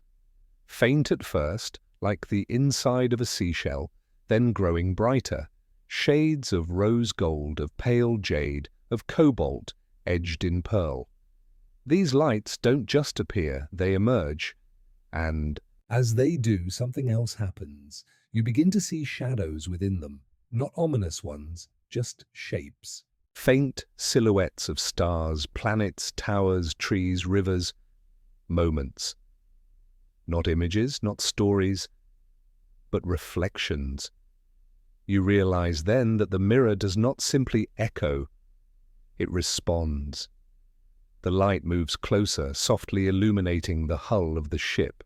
And as it does, the cabin changes. The walls begin to shimmer gently. The glow touches the floor in smooth lines that curve and twist in elegant spirals. The air becomes weightless, warmer than before, like the breath of something ancient that has just now stirred. A soft hum begins, not from the ship, but from the space around it. A tone without origin, low and long, rising like steam from beneath a still lake. You don't hear the mirror. You feel it. One pulse, then another. With each, the silhouettes grow clearer. One shows a landscape, rolling hills beneath a sky of 3 suns, all low on the horizon, casting long shadows across stone towers covered in flowering vines. Another, a city suspended in rings of gravity, its people long gone, its light still held here in memory, in rhythm. Still another image, fainter than the rest, shows nothing at all, just a feeling, the ache of a goodbye not spoken, a moment never lived, and yet, somehow, still remembered. The mirror does not differentiate between real and imagined. It simply reflects what was felt. And you begin to understand. This place is not a gallery of what the stars did. It is a portrait of what they loved, a collection of longing, of wonder, of beauty left behind by suns whose fire has long since gone cold. Your own presence, too, begins to take shape in the mirror's glow.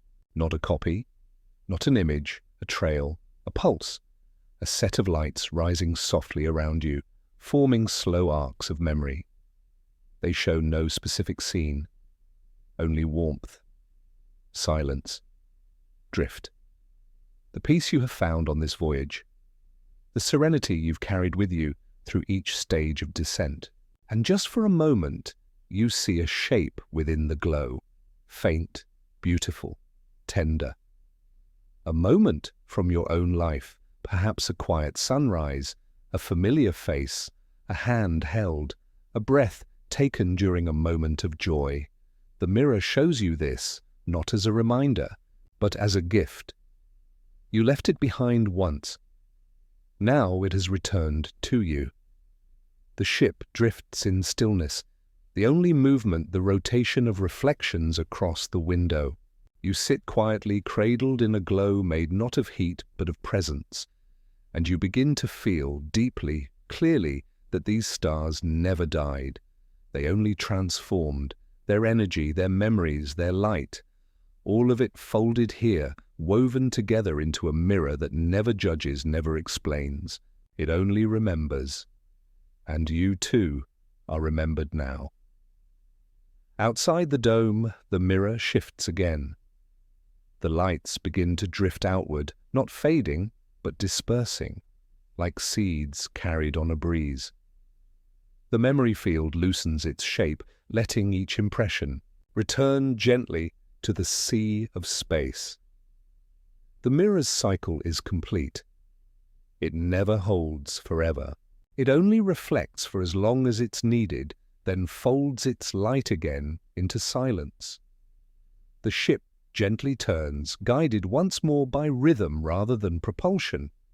You feel the shift, you feel the motion.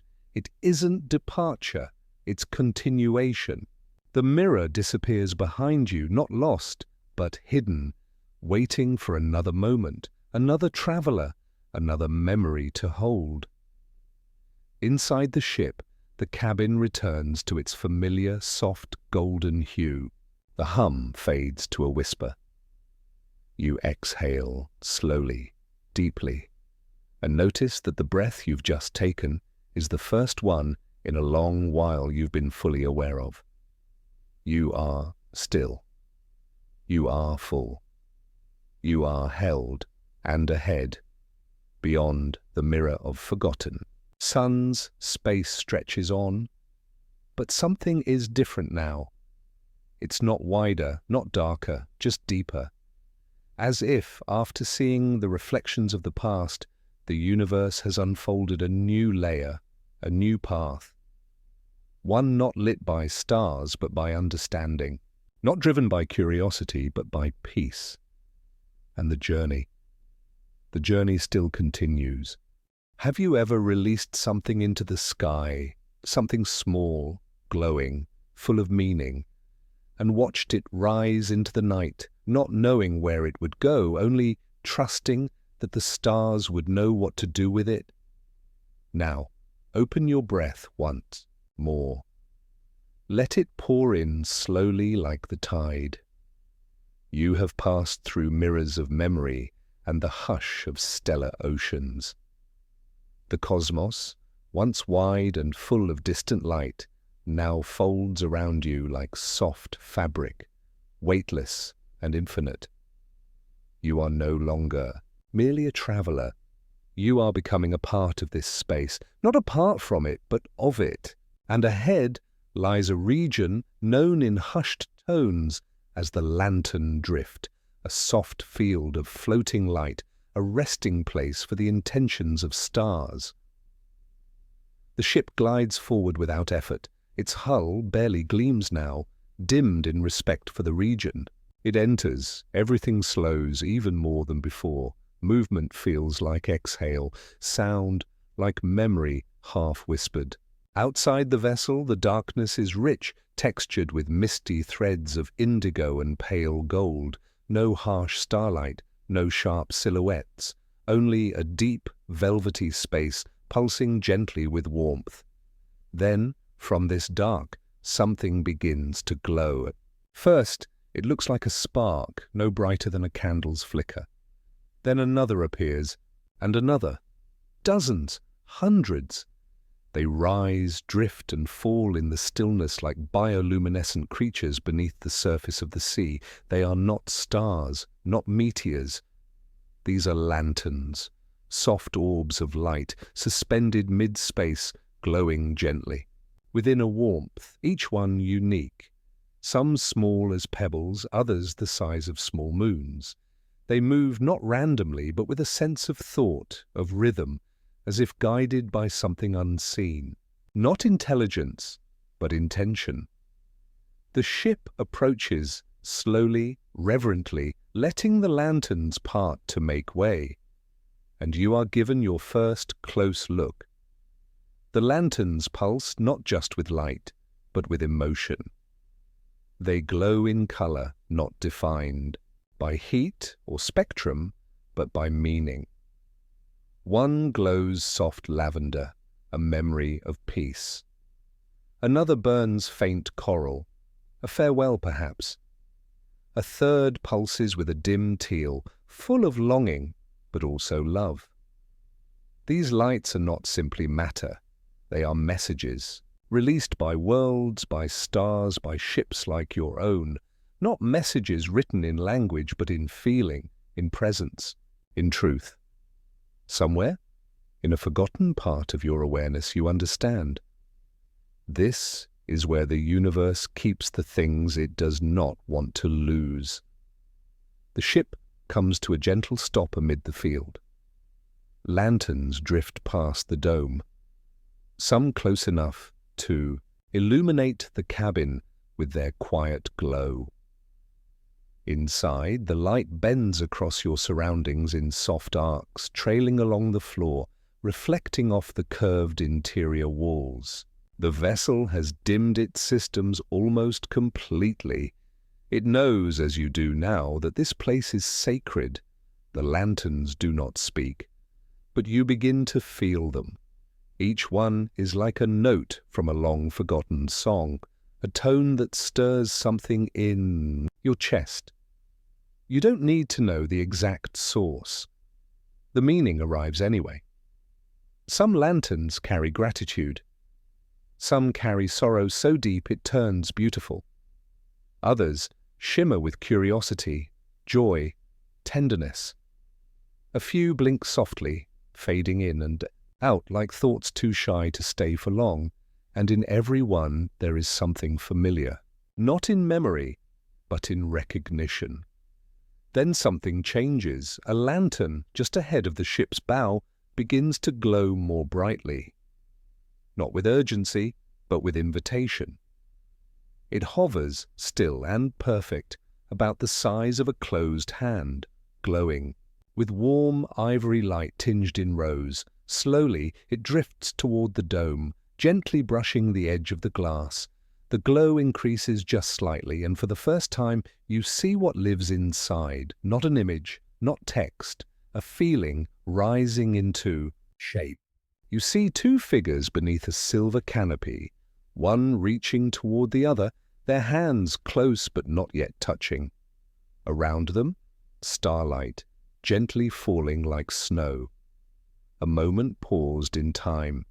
The feeling, love, unspoken. The ache of it, and the fullness. The lantern doesn't ask you to interpret. It offers only the presence of this moment. And as you look on, you feel your own breath catch just for a second, before settling back into rhythm. Not because the memory is yours, but because it could be. Because you've known something close to it. The lantern lingers there, glowing, steady for a long time. Then without sound it drifts on, rising slowly into the velvet dark, where it joins the others, forever part of the drift. You watch more lanterns pass, their lights faint, gentle, never overwhelming. Some hover in pairs, their lights pulsing in matched rhythm. Others rise alone, flickering softly, content to float in solitude. In the distance, a structure appears, not mechanical, but natural. A slowly spinning column of light, perhaps the remains of an ancient nebula, twisting like a slow flame in the dark. Around it, the lanterns spiral upward, circling as if in pilgrimage. Some vanish within the folds of its glow. Others pass by it, continuing on their way. Inside the ship, the lighting mirrors the outside, amber and plum reflections curling across the walls. The sound, if you can still call it that, is a warm hum barely detectable. It vibrates not through the air, but through your body like a low-frequency memory. The cabin air is still and scented faintly of vanilla and something mineral, like the breath of clean stone warmed in the sun. You realize now that this space, this sea of drifting light, is not static. It flows. It changes. With each passing moment, new lanterns appear from the periphery, quietly entering the field. You don't see where they come from. They simply arrive, like thoughts in the mind of a sleeping star. Perhaps they're released by civilizations at the edge of life. Perhaps by travelers like you, perhaps by stars themselves, casting their last breath into the dark as an act of remembrance. And then the ship makes a choice, with no sound, no command. A soft glow rises from its core. A single orb of light, the size of a flame, lifts gently toward the dome. It hovers there for a moment, pale blue, tinted with soft silver. Its glow carries warmth, calm, a quiet offering. It rises through the air like a candle, moving outward into the drift. And you know it's yours, your presence here, your journey, the peace you've gathered, the stillness that has softened your thoughts, your breath, your body. The ship has gathered that essence and offered it into the drift. It is not a message, not a broadcast. It is a lantern, a feeling folded into light. You watch it rise, gently turning before joining the stream of lights above. No applause, no spectacle. Just a quiet release and the knowledge that some part of you now lives here, forever moving gently through the lantern drift. Outside, the field continues to shimmer. Lanterns come. Lanterns go. No one commands them. No one owns them. They are the sky's poetry, written by stars and souls alike. The ship begins to move again, not departing, but continuing. The lanterns part gently, making way as you drift onward. Their glow becomes fainter, the air even softer, and within you, stillness vast and quiet, and the journey, beautiful and unending, flows forward still. Have you ever walked into a space so silent that your thoughts lowered their voices almost without meaning to? A place not empty, but so deeply full of stillness it feels sacred, as if the quiet itself is alive and listening. Breathe slower now, slower than before. Let your chest rise and fall like the tide at night. Calm, gentle, rhythmic. You've floated past the lantern drift where light carries memory and stars speak in emotion rather than sound. The ship, now quieter than ever, enters another passage. One older, darker, and softer still. A place whispered about in stories told only among the oldest navigators, those who no longer use maps but follow feeling. A realm called the hallowed hollow, the name is not meant to suggest emptiness. Rather, it refers to what has been carved out by time, by silence, by the gentle persistence of the cosmos. The hollow is a void shaped not by collapse but by reverence, a pocket of space where galaxies once gathered, danced, and then moved, on leaving behind a great sacred pause in their wake. Here there are no stars, no light, but neither is it dark. The hollow is lit not by radiance, but by the faint shimmer of presence, the softest residue of what once was, still humming, with quiet purpose. The moment you cross into it, the ship seems to know. The engines fall into complete silence. The lights dim until they glow no brighter than the inside of a shell. The observation dome becomes a mirror, reflecting not what's outside, but the hush within. Even your own breath feels quieter here, as though the very act of breathing has become an offering to this ancient space. Outside, the void opens. But this void is not frightening, it is soft, it is rich, it is layered in a way you cannot see, only feel. It stretches endlessly in all directions, yet it holds you like cupped hands in the dark.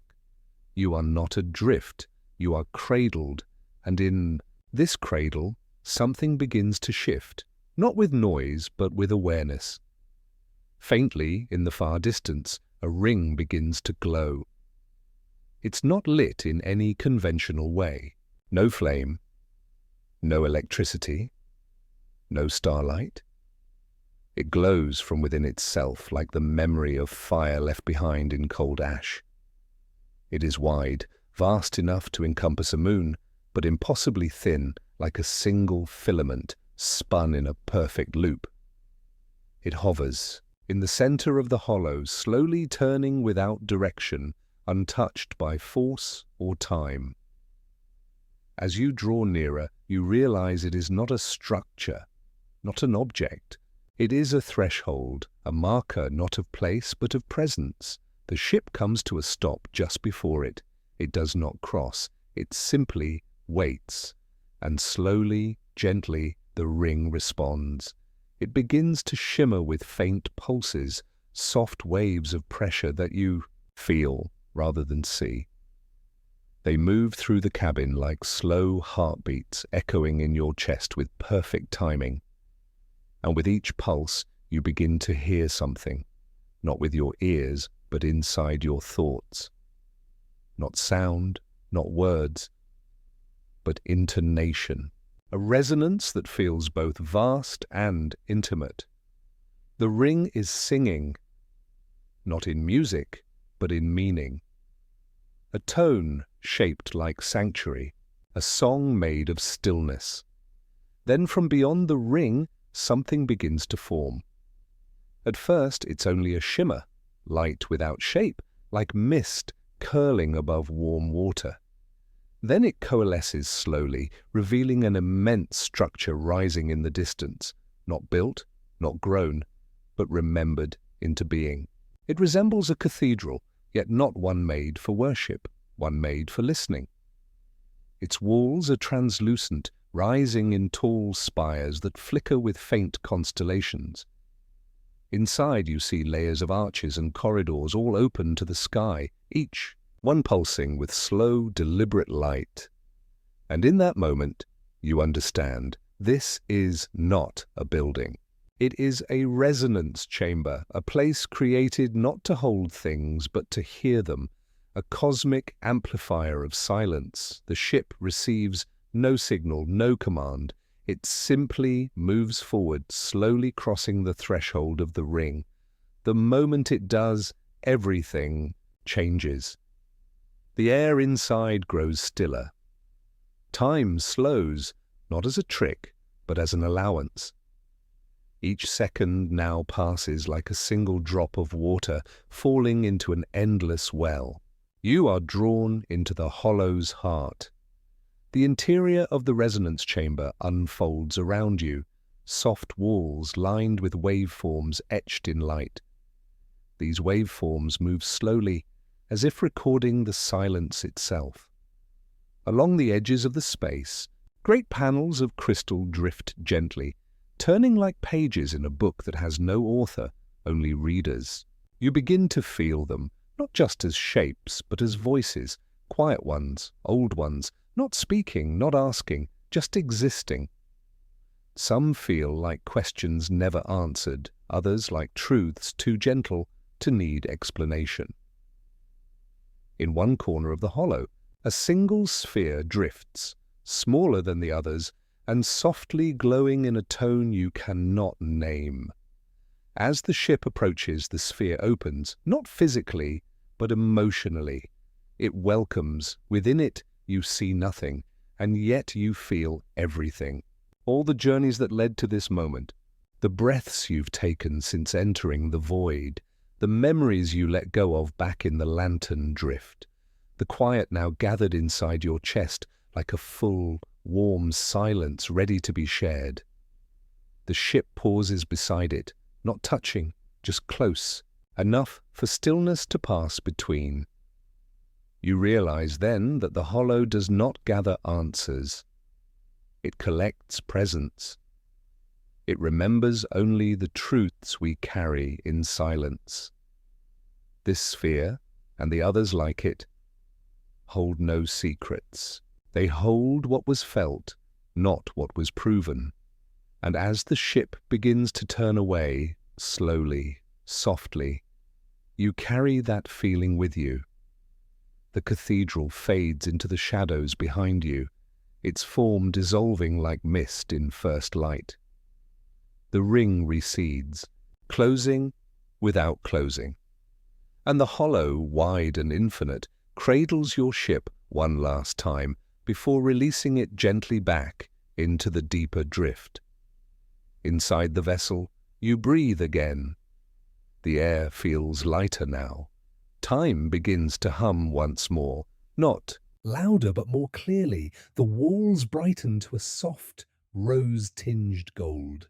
And in your chest, something glows too, a faint echo, left behind not from what you saw, but from what you did not need to see. You have passed through reverence, through stillness made into structure, through listening made into light.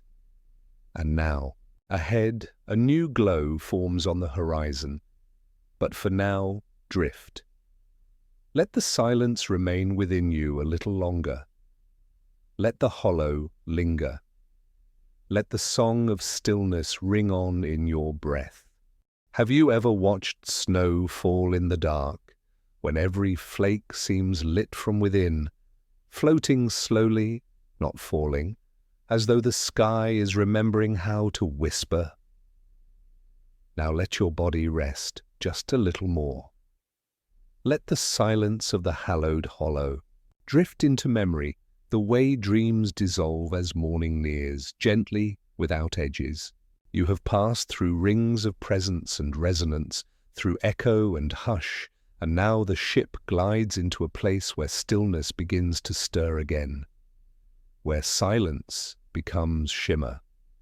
Ahead lies the starfall veil, a region of space so delicate, so impossibly serene, it's said to resemble light itself, learning how to dance. At first, there is nothing. The blackness beyond the hollow holds steady, soft and unbroken. Then slowly, as the vessel coasts deeper into the new space, flecks of brightness begin to appear, not stars, not meteors. They fall with no sound, no speed, no urgency. Just slow movement downward. Downward? The concept of direction feels odd here, yet unmistakable. These flecks, particles perhaps, or remnants, begin to drift in long vertical patterns through the void, like illuminated pollen moving on invisible strings of gravity. They are called star drops. Each one is no larger than a grain of sand, and yet they glow, soft gold, pearl white, pale pink, a few with icy hints of violet. They fall not through atmosphere or sky, but through gravity wells of light, thin threads woven into the dark that pull them downward in paths so slow it would take hours to see a single one reach its resting point. The ship enters the veil, a careful pace, moving not against the fall, but alongside it, tilting ever so slightly to drift within the same downward arc. Outside, the view becomes ethereal.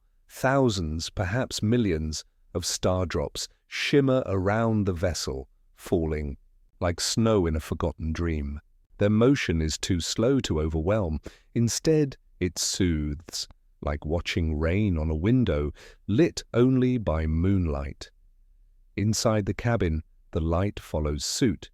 Tiny reflections of the veil appear on every surface, walls, windows, even the floor, like ghosted lanterns drifting downward in parallel. The lighting shifts to a gentle silver tone, accented by the barest hues of celestial blue. The air grows cool, but not cold, fresh, like the moment just after a midnight rain. You inhale deeply. The scent is soft, cool minerals, pale wind, and something else, like the memory of quiet celebrations, the kind where no one speaks and yet everyone is understood. Then comes a subtle sound. It isn't mechanical, it isn't part of the ship. It's too natural for that. A soft chime, like glass touched gently by a fingertip. It's faint, almost imagined, but it returns again and again in irregular intervals, following the rhythm of the veil itself. Each stardrop, as it nears a certain layer of space, emits a tiny vibration. Not enough to hear with the ear, but the ship amplifies it into perception. A starfall melody begins, soft and unstructured. It's not a tune you can follow. It's the kind you feel, the kind that hums behind your heart when something beautiful happens with no warning, and then the veil deepens.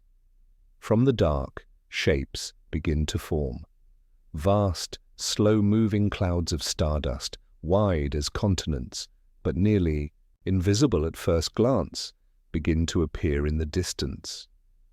Their edges glint with refracted light as stardrops pass through them, creating flashes like sunbursts inside fog. These clouds are not dangerous. They are ancient. Dormant remnants of stars that lived long ago. Some drift in silence, others spin very slowly, shedding more stardrops as they move. The ship curves near one of these clouds, close enough to pass through its outer edges. The particles touch the hull with no sound, no impact, just light.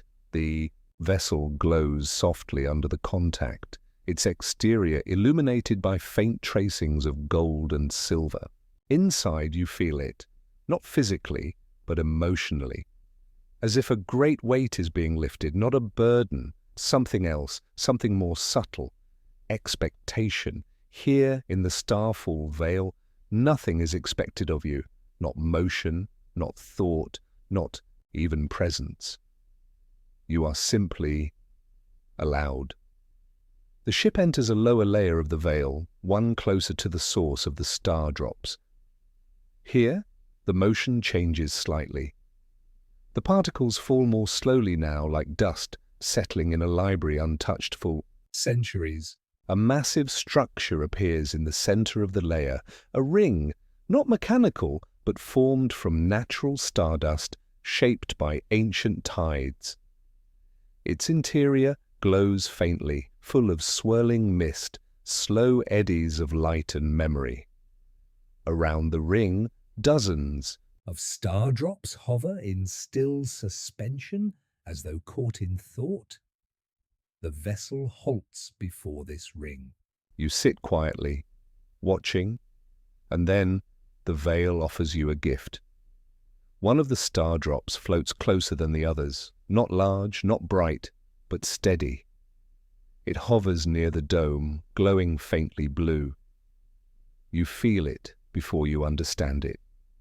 This one carries something for you, not a message, not a revelation, just a moment. A stilled breath from a star that lived long before you, long before anything you could name. And as you watch, the star drop pulses once, softly, and you are filled with a feeling.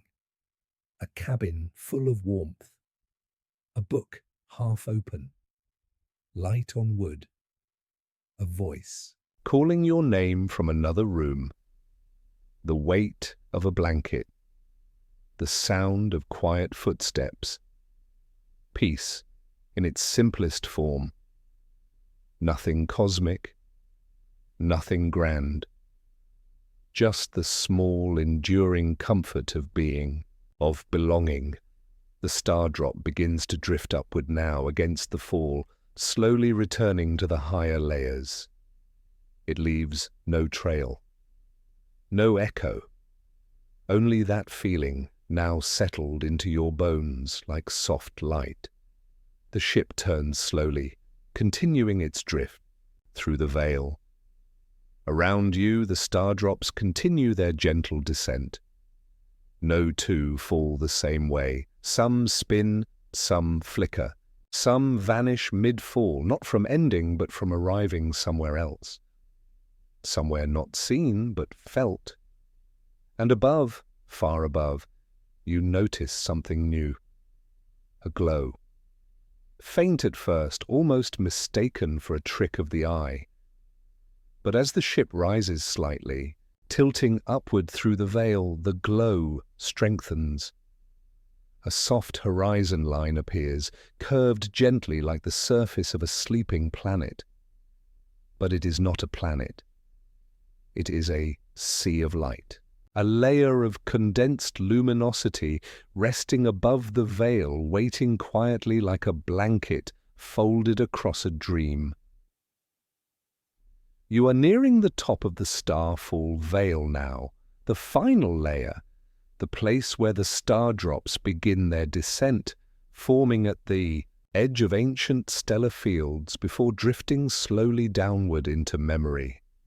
And there, at the edge of that luminous sea, the ship pauses once more. The silence returns, pure, whole. You close your eyes, not out of sleep, but out of reverence. You have seen the stars fall. You have felt their meaning, and now you are full of light, but still the journey carries on. Have you ever stood in a room so vast that it felt like the walls had been replaced with sky? A space not just empty, but soft, white, limitless, as if silence had opened its palms and invited you in? Now drift with me again. Even slower. The starfall veil lies behind us, the music of falling light still echoing quietly in your bones. You are glowing with it softly, like a lantern once touched by memory. And ahead, rising over the curved horizon of that luminous sea, comes something even more delicate, a realm known as the Pale Expanse. It is not a location, but a state of presence. A layer of the universe rarely spoken of because few ever find it. It is the sky behind the sky. A place that does not form itself until it is needed, and only by those who arrive without intention, only by those who drift slowly enough to listen. The ship, still warm with the hush of the veil, rises above the last shimmer of star drops and enters this region. And the first thing you notice is light. Not the kind that illuminates, but the kind that surrounds. Soft, widespread, uniform in color but infinite in tone. The light here is white, but not blank. It carries every color ever born within it, held still and silent, blended so gently that no hue overtakes another. It's the kind of light you might see through closed eyelids while lying in the sun, filtered by memory, softened by time. There are no stars here, no planets, no formations, no texture, and yet the space is not empty. It is vast. More than vast, it's open, like stepping into the first breath after a long sleep. You feel that breath in your lungs now. Your chest rises as if in response to something old and kind, something familiar. The pale expanse does not impose itself upon you. It waits. Outside the ship, no motion is visible, but still the ship drifts. Not because of momentum, not because of gravity, but because something within the expanse calls for it, gently, without urgency. A thread of movement pulls the vessel forward, weaving you deeper into the softest corridor you've ever known. The observation dome is flooded with white, but not blinding white. This light does not demand anything. It allows. Inside, the cabin reflects the tone. Every surface appears weightless. Every edge seems to blur softly into its surroundings.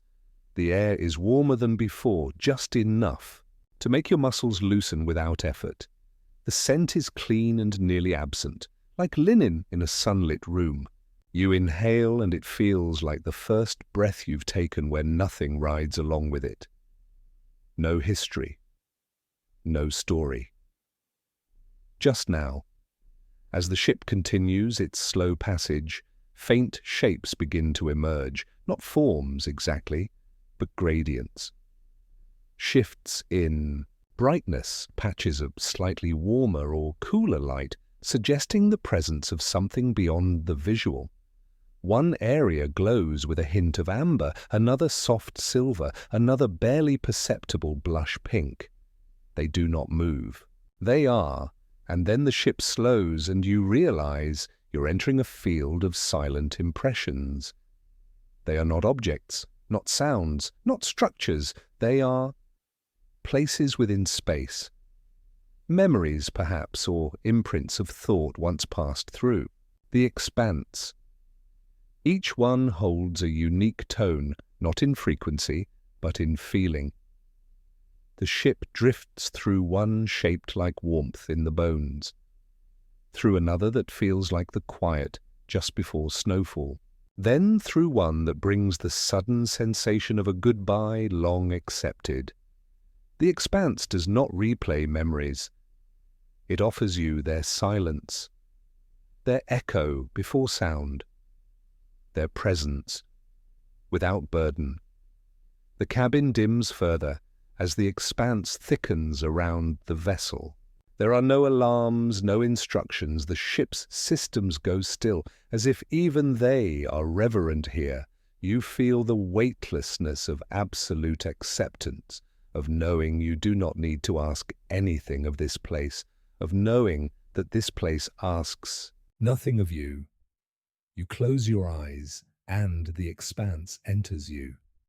It fills the space behind your eyelids with brightness, not the kind that shines, but the kind that rests. You see no visions, no stories, but you begin to feel yourself dissolve, not in the sense of being lost, but of being released, like breath into wind, like light into air. The sensation is one of both fullness and emptiness at once, a paradox that doesn't need solving because here nothing needs resolution.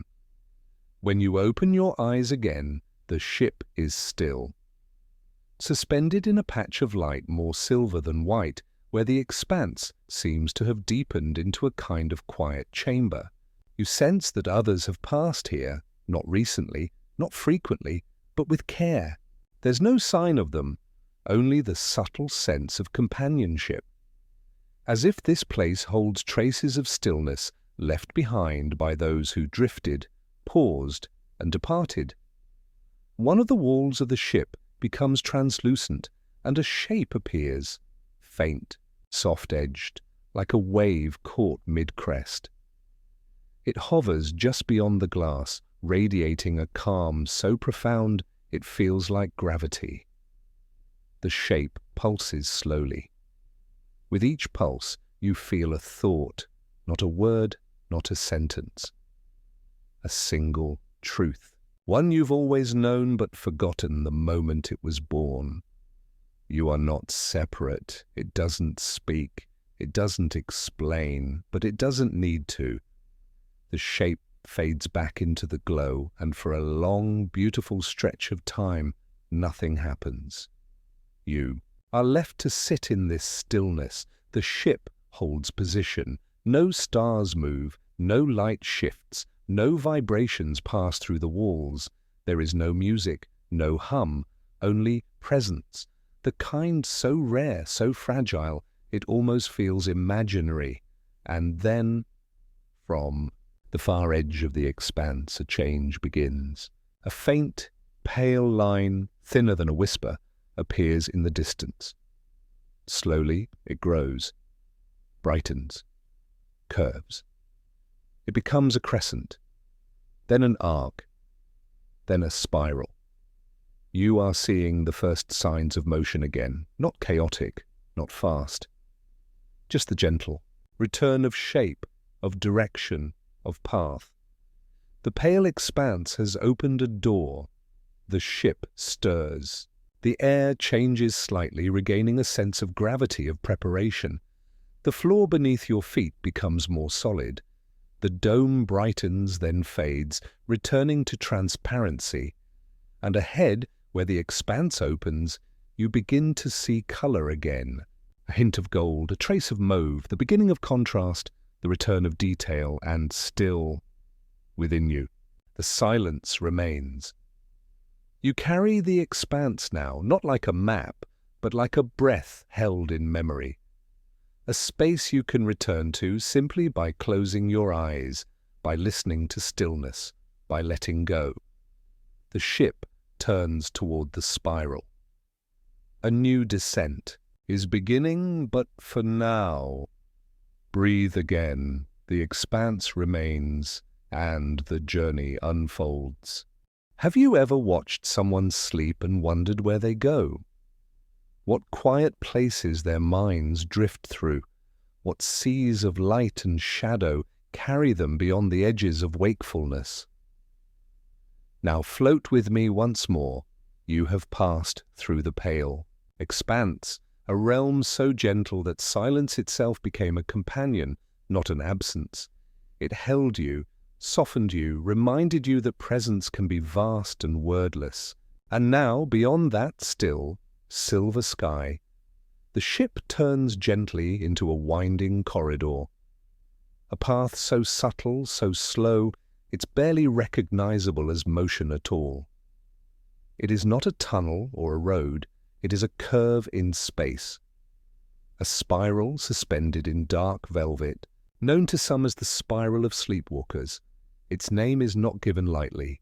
This spiral is a place where consciousness itself seems to thin, to stretch, to shimmer like breath on glass, a place between waking and dreaming, not designed, not formed, but found only when the mind is quiet enough, the body still enough, the soul patient enough to hear the soft invitation.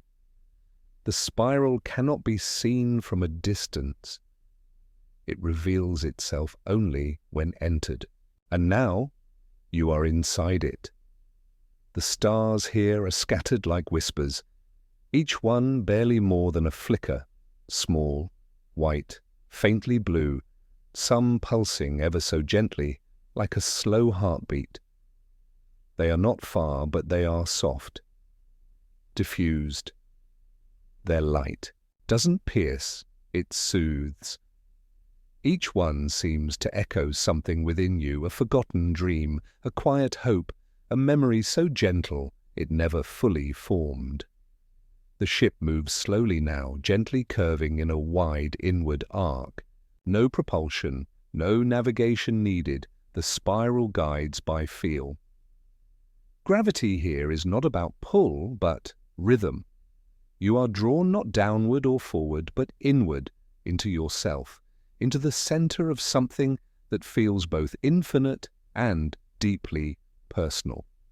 Inside the vessel, the walls are matte and dark now, like deep charcoal silk, lit only by faint bioluminescent tracings along the floor. They pulse with a slow, sleep-like cadence, barely visible threads of light winding in rhythm with your breath. The air is the coolest it has been, not cold, but just chilled enough to quiet your muscles, to make the warmth within your chest more noticeable, more comforting. The scent is subtle, a trace of old earth after rain and something sweeter, perhaps lavender, or the memory of lavender. As the spiral continues, time becomes soft again, not still but slow, so slow it seems to curl back on itself like a ribbon caught in a gentle breeze. Moments stretch, elongate, then vanish into the next, forming a rhythm that your body responds to without needing to understand. You may have closed your eyes again without realizing it. You may be drifting even now, not asleep, not fully awake. Through the observation dome, the spiral begins to reveal itself. Not through form, but through motion. Ahead and to the sides, other ships begin to appear. Not close, not crowding, just present. Some are long and lean, some curved like shells, others like drifting seeds caught in a timeless tide. None glow brightly. Each vessel seems to be on its own inward drift, spiraling along invisible lines that never quite cross. They pass like dreams pass through the night, unannounced, gentle, and never fully seen. They do not signal. They do not speak. But their presence is clear. You are not alone in this spiral. Others drift here too. These are the sleepwalkers.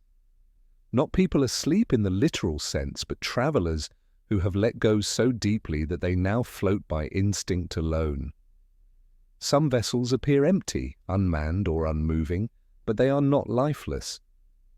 Their silence is not void, it is chosen. Each ship, each passenger within, has surrendered to the slow spiral, allowing themselves to become part of it, to follow its curve inward towards something unseen. The spiral has no core, not a center that can be reached, not a point that ends. The journey. The inward pull leads only to deeper stillness, to a thinning of boundaries between self and space, between motion and rest, between light and shadow.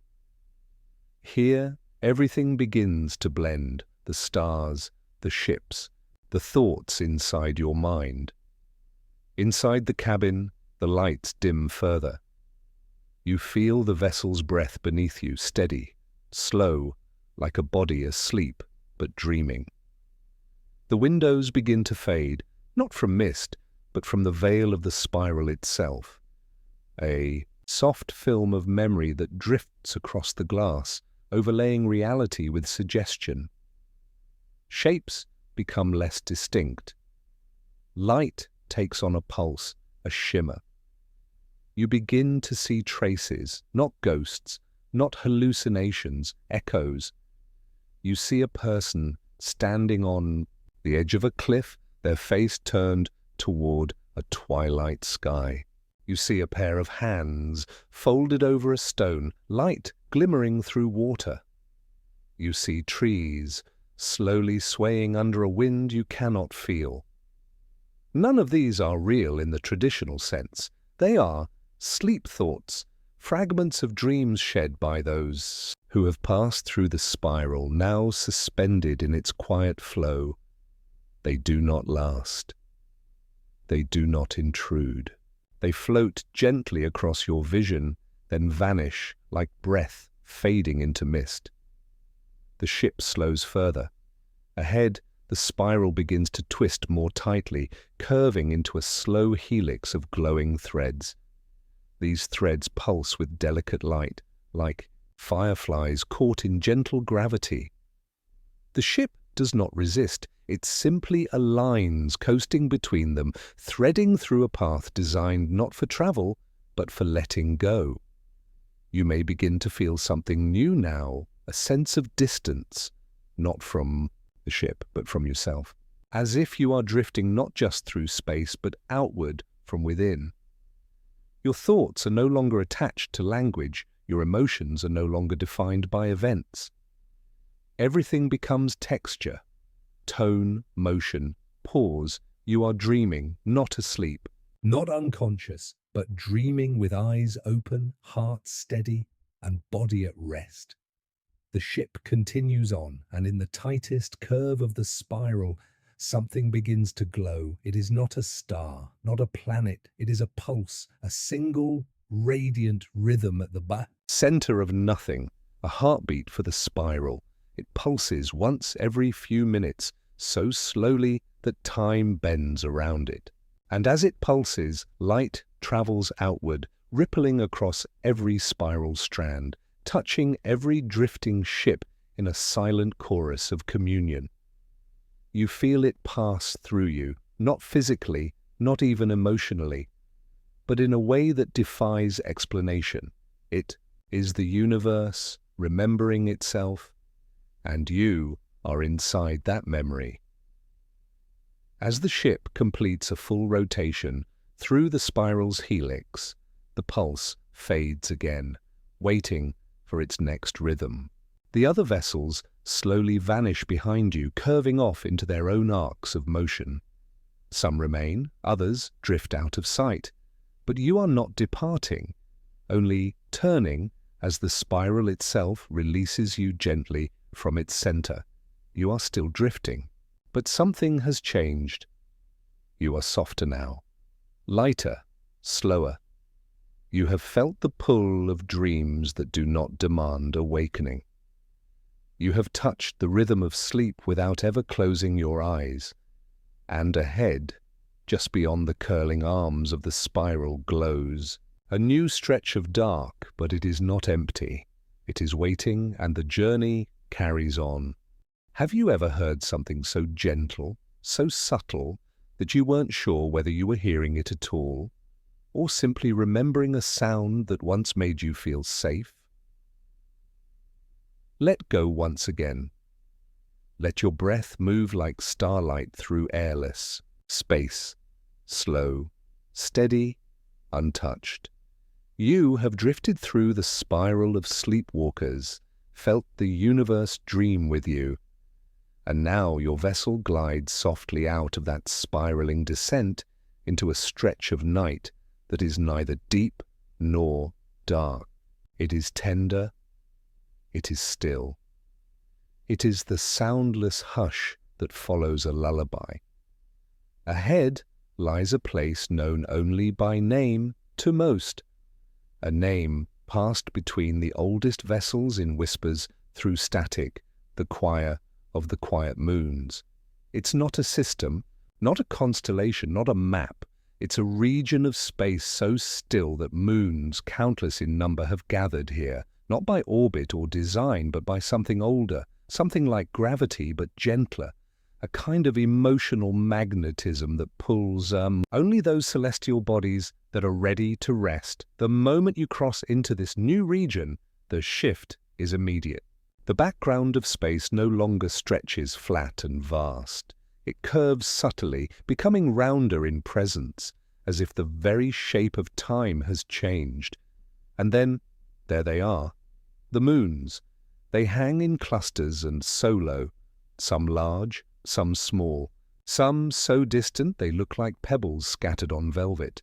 Others loom close enough to see the texture of their surface, soft plains, cratered folds, ridges like sleeping waves. None of them rotate quickly, none orbit visibly. They simply float as if having chosen this place as their final drift. But it is not their presence alone that makes the choir so singular. It is what they emit. Not light, not heat, song not in sound but in resonance. Each moon vibrates at a different frequency, inaudible to the ear, but detectable by the body, by the breath. The ship begins to hum in response, its panels vibrating gently, as if tuned to chords never written down. It's not music in the way we understand it. There is no beginning, no chorus, no end. It is an unfolding, a blooming in slow motion.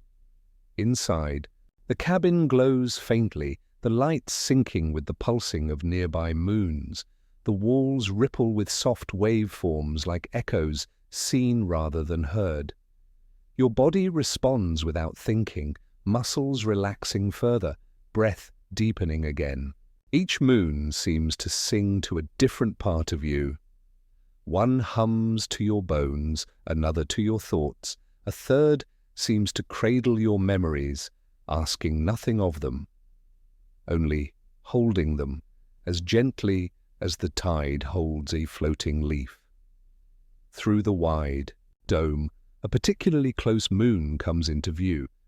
It is vast, pale, its surface blanketed with what looks like frost. As your ship approaches, you notice that it isn't made of ice or rock, but a smooth, pearlescent dust that glows faintly with reflected resonance.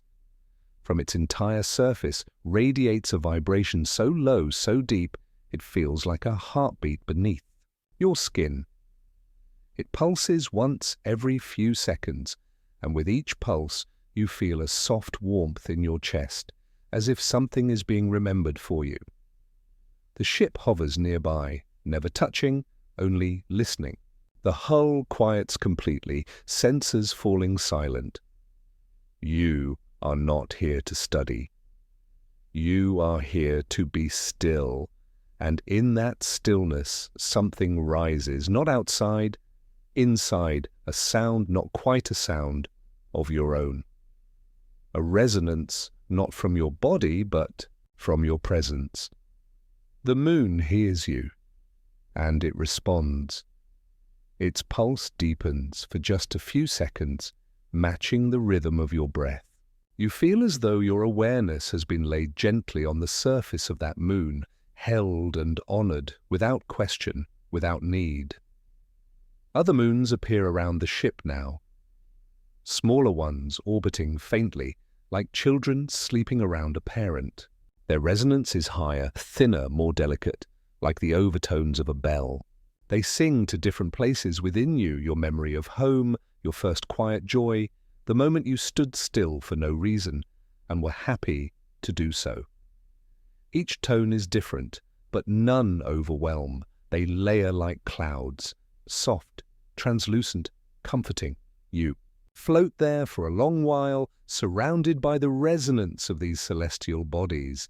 The choir does not perform, it does not rise or crescendo, it simply is, a constant soft harmony that shifts subtly with your presence, your nearness, your attention. The longer you listen, the more you notice tiny details, a flicker here, a tremble there, a ripple that travels from one moon to the next, like thoughts passing in silence between friends. Inside the cabin, the lighting shifts to reflect this harmony.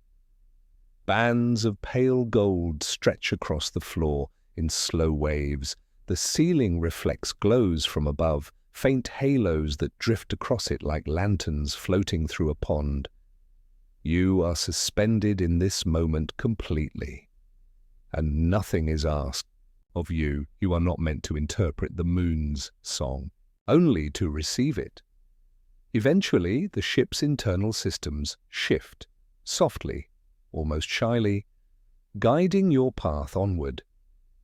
The vessel begins to drift again, passing through the choir with reverence. More moons appear, each distant, each singing a unique part of the great quiet symphony. Some are no larger than cities, others could hold oceans, but all remain silent to the ear and radiant to the soul. And then, as the ship begins to pass beyond the outer edge of the choir, something appears.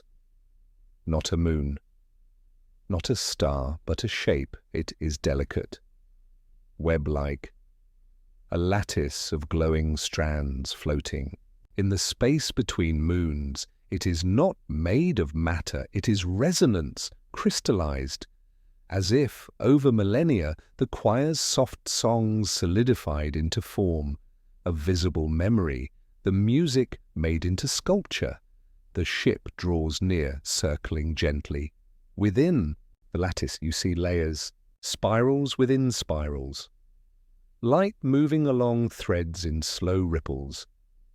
You understand? This is the score of the choir. Not written in notes, but in motion. Not meant to be played, but felt.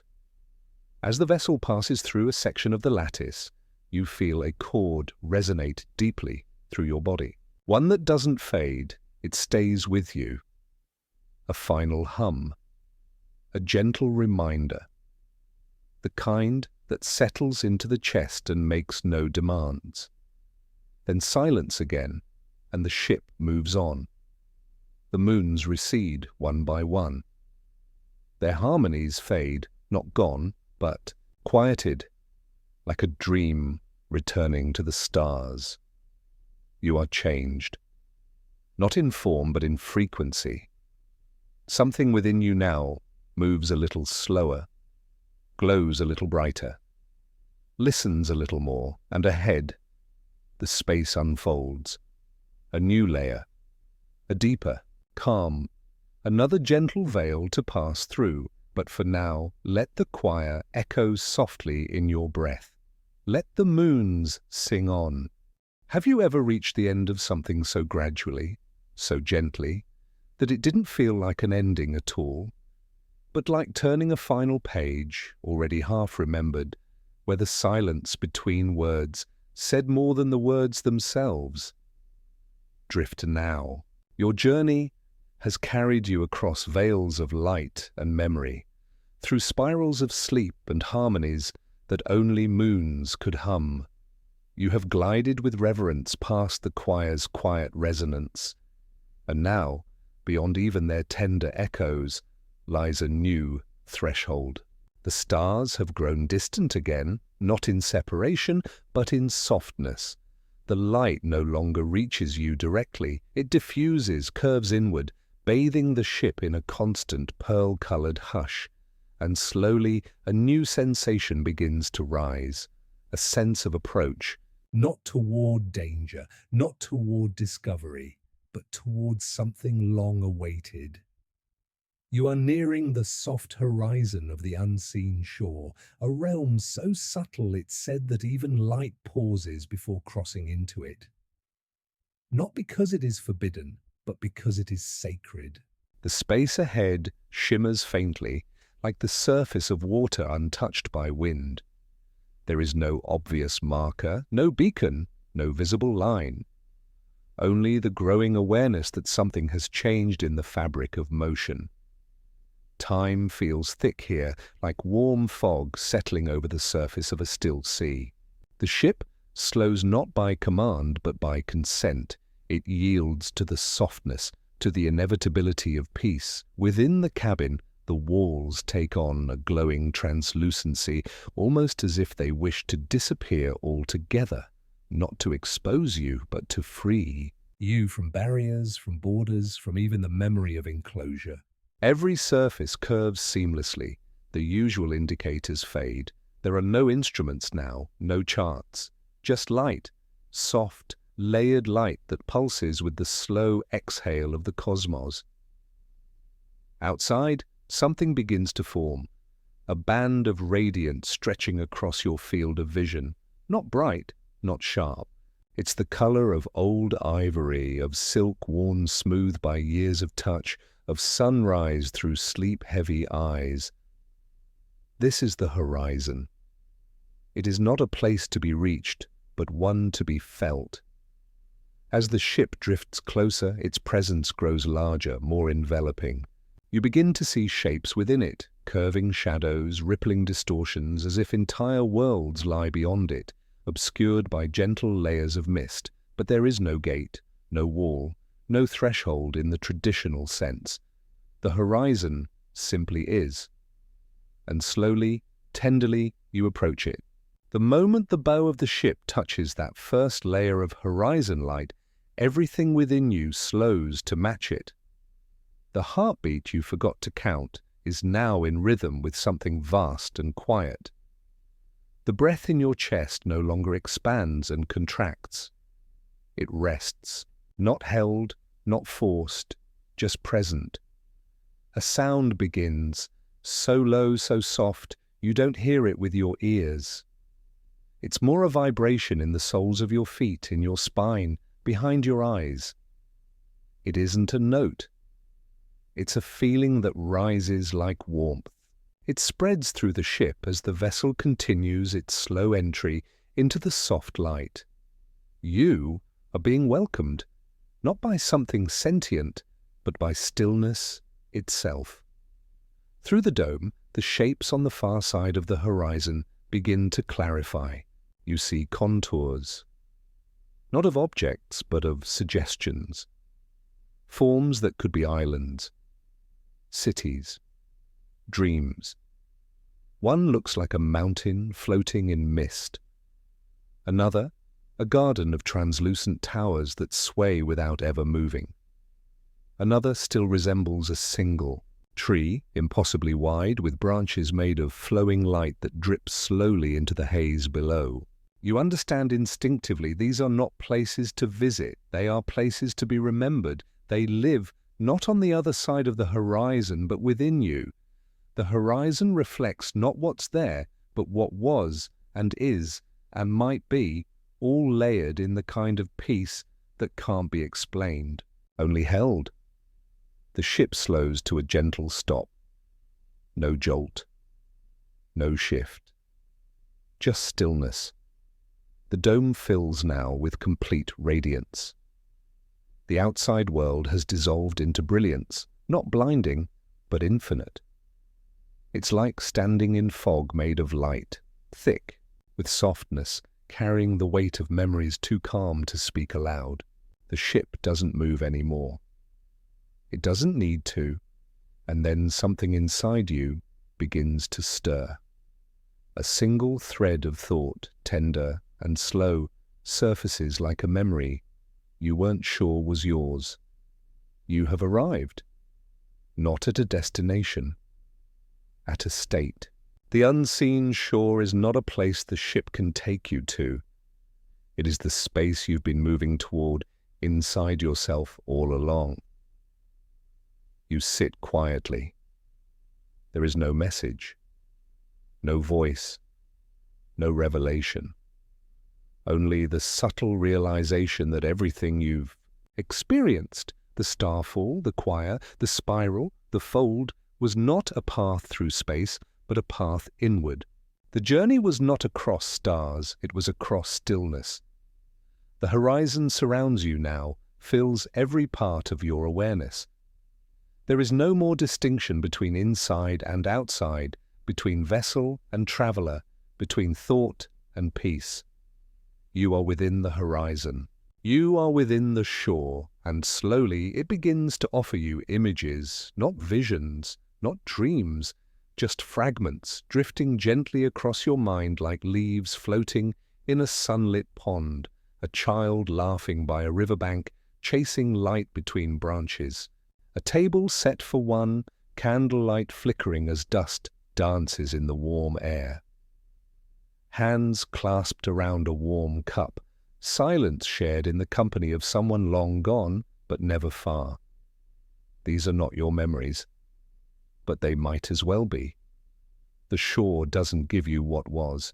It offers you what you have always carried without knowing. You feel it now, not a climax, not a conclusion, but a soft unfolding. As if every layer of you, physical and not, is being gently opened like the petals of a night-blooming flower. There is no rush, no expectation, only a quiet truth settling over you.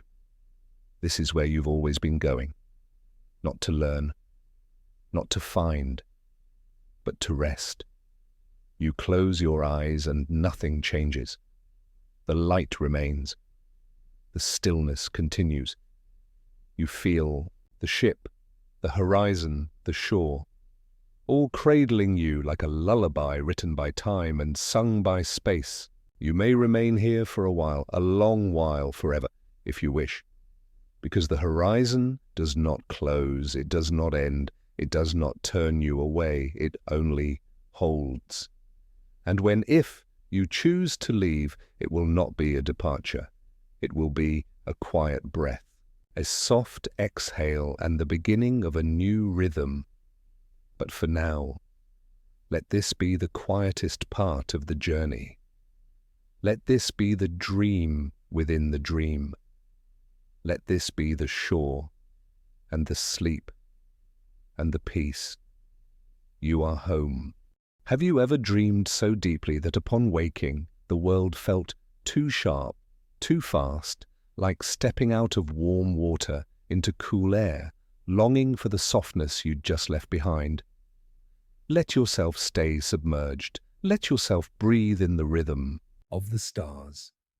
You've drifted through realms of silent song and slow spirals, wandered through lantern-lit memory, crystalline thought, and the deepest stillness a mind can hold.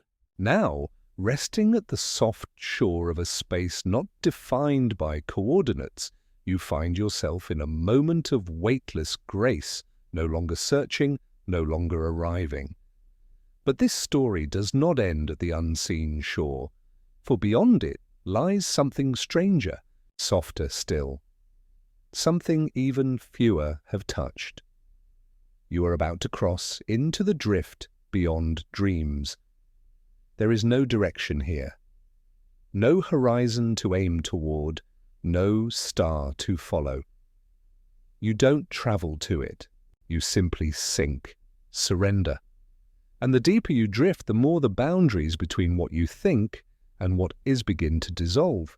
The ship doesn't move so much as it disappears into motion. You're still in it, yes. You can feel its hum, so faint now it's more idea than sound, but it no longer leads the journey, it accompanies it. This is not a voyage through space anymore, it's a soft descent through layers of consciousness, folded into the quietest corridors of the universe. You look outside and there is only light, not bright, not blinding, just vast and calm and gently swirling, as if all the stars you've seen until now had been stirred into a warm, colourless mist. There are no pinpricks of distant suns here, only impressions, shapes and silhouettes made of absence. The idea of a nebula, the echo of a planet, the suggestion of time. Everything here is felt, not observed, and then, slowly, like breath exhaled, in reverse, colour begins to return, faint at first. Rose gold smudges along the edge of the dome, a shadow of blue like moonlight on glass, then amber, soft as old candle wax, violet, like sleep beneath a sky made of silk. These colours do not belong to anything. They aren't emitted, they simply are. And the more you look, the more you feel them blooming inside you, not on the skin, not in the eyes, but deeper, where emotions first begin. The drift beyond dreams is made of memory, but not memory in the way we usually understand it. These are not recollections, not events. They are the textures of memory, the warmth, the ache, the glow. They're the emotional echoes of lives scattered across time, drifting here like feathers in a breeze no one feels. You realize then, you've entered the emotional sea of the drift. There are no waves, no sound, just pulses of feeling passing through the ship and through you.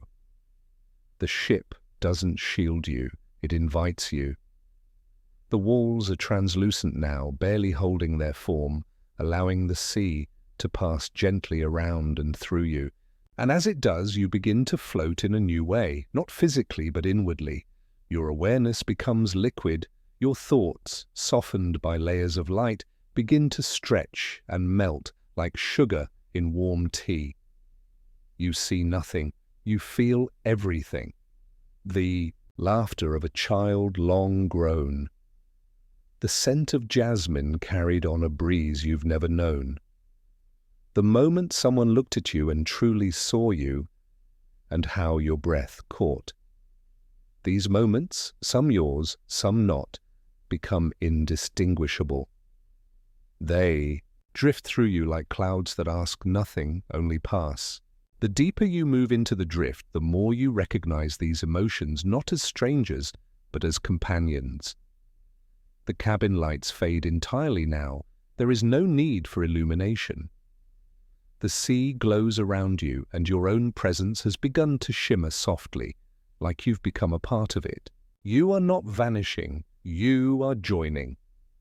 Outside, a new structure appears. It's not a structure in the traditional sense, more like a fold in the drift, an eddy where memory and emotion have gathered and thickened. It appears as a large, coiling bloom, like a flower of mist, constantly unfolding and reforming itself in layers of soft blue and cream. The ship doesn't turn away. It moves directly through the center. And as you pass into it, you feel something profound. You are being remembered, not judged, not analyzed, simply held in memory.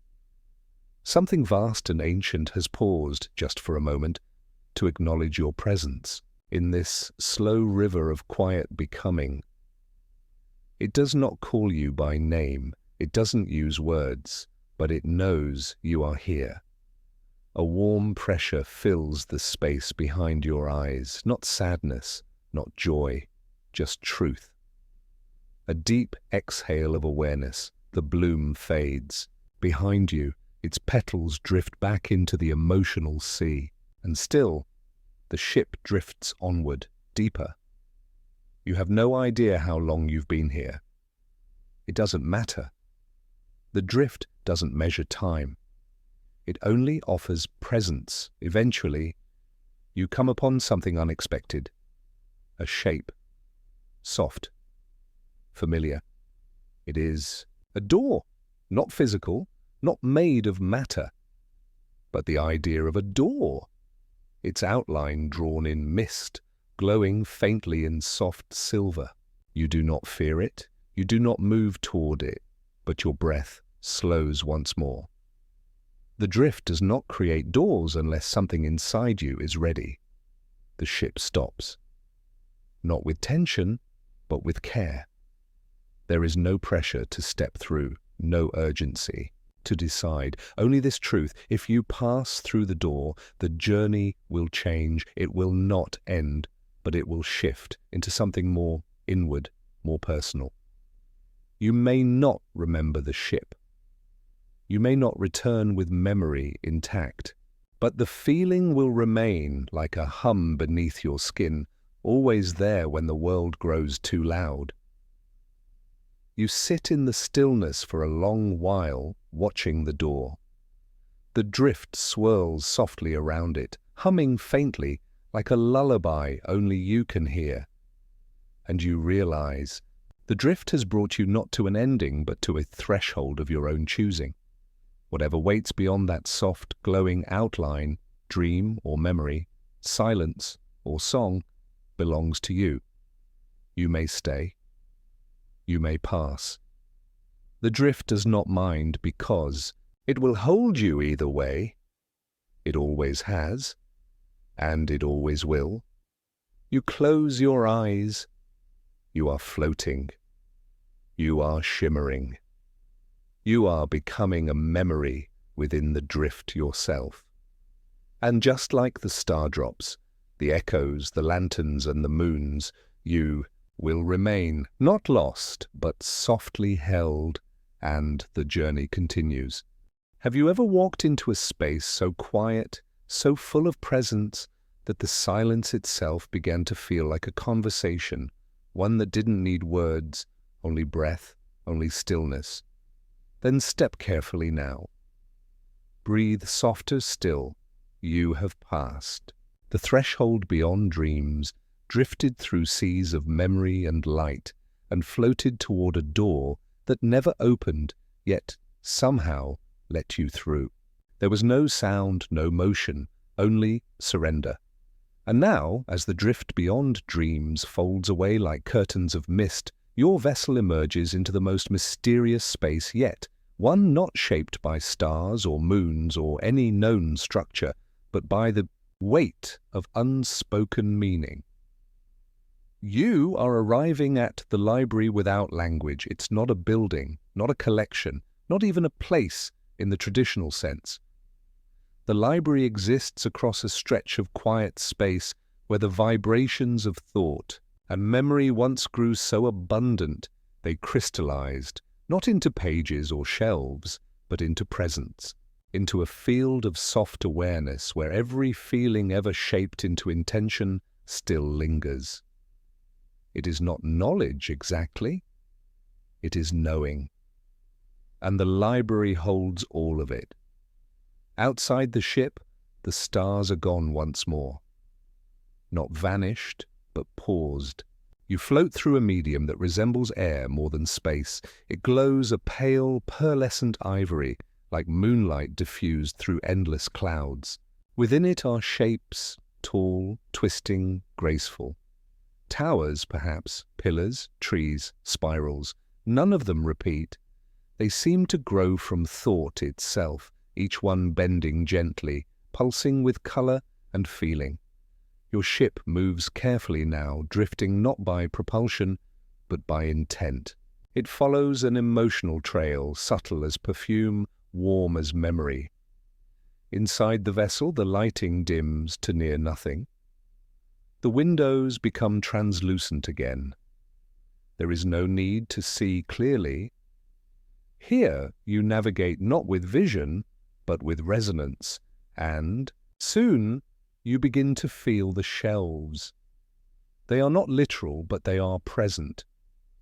Each shelf is a collection of moments, not written down, not archived, just resting here in suspension, entire lives, entire dreams, entire galaxies of emotion, drifting in stillness, preserved not by force but by care. The way you might set a feather down and not dare breathe near it, lest it float away. You pass close to one now. You feel it before you see it, a wave of warmth. Not heat, warmth, like sunlight on skin during the quiet part of a walk where there's no need to talk. This shelf is made of that feeling. You sense within it a shared breakfast long ago, no words spoken, a hand resting near yours on a wooden table, the smell of something just baked, a window half open. The memory carries no story, no plot, just presence, and the knowledge that it mattered deeply to someone.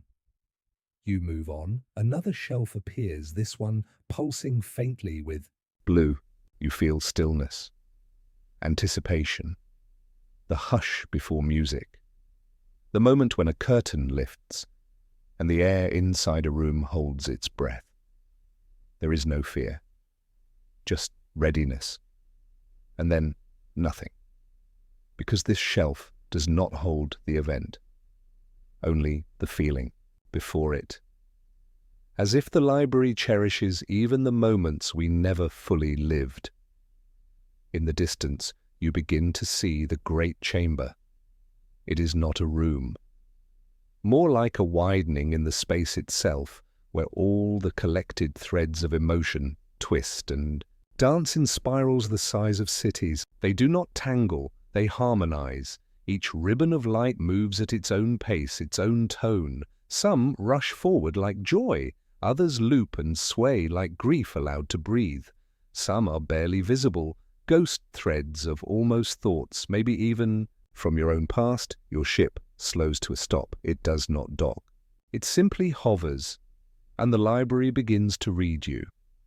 Not like a book, not page by page, but as a presence, a resonance. It brushes softly against your thoughts, not to intrude, but to listen. It gathers no data, it takes no names, it only reflects. And in that reflection you begin to feel yourself more clearly. Moments you forgot return, not as memory but as texture. The first time you felt seen. The first time you cried for someone else's joy. The smell of an old room, the sound of your own voice the first time it said, "I'm home," and meant it. Each of these moments glows softly within you now, and the library folds them in, not to archive, not to claim, but to keep safe, gently, the way a night sky holds the stars without asking them to shine. Inside the cabin, something shifts. Not a light, not a vibration, a stillness, a particular kind, heavier than the rest, deeper. You feel the vessel slowing to an almost impossible pace. You sense that if it slowed any more, time itself might stop. And then you understand you've reached the deep stack. The deep stack is the core of the library. It holds not moments, but essences, concepts, feelings too vast for a single life to carry. It is here that the greatest emotions in the universe rest, not categorized, not contained, simply allowed to be. You drift close to one now. It's not visible, not audible, but it makes the air around you thicker, your breath deepens, your thought. Stop trying to explain. You feel love, not the kind with a story, not the kind with a name, just love in its rawest, slowest, truest form, like gravity, like breath. It fills every part of the space around you and expects nothing in return. The ship lingers there, and you let yourself be filled. Time moves strangely here. Perhaps minutes pass, perhaps years. You do not know. You do not mind. Eventually, the vessel begins to move again, not away from the library, but with it. The entire field of the library without language is in motion, drifting slowly through the cosmos like a living memory. And now, you are part of it. A new ribbon of thought, of feeling, trailing softly behind the ship. One more addition to the ever-growing sea of meaning. Outside the windows, you begin to see stars again, dim at first, pale like candles far away, but real. The library has carried you far, and now, gently, it releases you, not from memory, not from presence, but into the wider dream beyond. The ship turns slowly, and in the distance you see a new kind of light forming, a colorless shimmer, not from stars, not from moons, but from something just ahead, the edge of another layer, the beginning of another descent. But before that, let the library rest within you. Let every unspoken word it held become something soft in your chest. Let silence mean something new, because from this moment on, you carry a piece of it with you, and the journey still unfolds. Have you ever stood by the sea and felt, just for a moment, that it didn't know it was water, that it had become something else, something deeper, softer, more ancient than waves or salt or tide? Let your breath find that rhythm now, long, slow, full of echoes. You've drifted through the library without language, where feeling took the shape of memory and silence wore the weight of understanding. You've been read not like a book, but like a note hummed into space, carried far by soft winds of resonance, and now you float towards something less defined, less visible, less knowable. This is the ocean that forgot its name. It is not water, though it moves like it. It is not air, though it breathes. It is a field, a vast, endless field of drifting thought matter, emotion-thickened light, and the hush of ancient stars that no longer burn but still exist in presence alone. It's said that the ocean was once a place where galaxies were born in abundance, where entire stellar clusters sang together, forming constellations not by gravity, but by shared awareness. And then, silence. Not death, not disappearance, but a slow surrender. The ocean didn't stop existing, It simply forgot its name. And now it waits, wide, silver-grey, glowing softly beneath a sky with no center. The ship slows to near stillness as it crosses the threshold. There's no turbulence, no boundary, just an almost imperceptible shift in the feeling of motion, as though the vessel has passed from swimming to floating, from floating to being held. Outside, the view is thick, like fog, but glowing from within. Wisps of light trail in slow spirals, forming and reforming as you watch. Some resemble fish, others petals. A few take on no shape at all, just color moving with gentle purpose. You are deep in the drift now. Inside the ship, the lighting dims further, until it seems to come from nowhere at all. Shadows become soft. Walls no longer reflect, but absorb. The scent in the air changes too, soft mineral and dried moss, like the breath of a long-forgotten cave warmed by memory. It smells like quiet, and in this quiet you begin to sense the ocean, not through sight, but through weight, not heaviness, but depth, the depth of everything unspoken, everything unnamed. This place is a cradle for thought that never found form, for dreams that were never dreamed, for beginnings that never asked to end. You begin to notice currents, not winds, not waves, but movements through the ocean's slow light, lanes of vibration, pockets of emotion, entire rivers of slowness that curl and fold without reason. The ship doesn't follow them.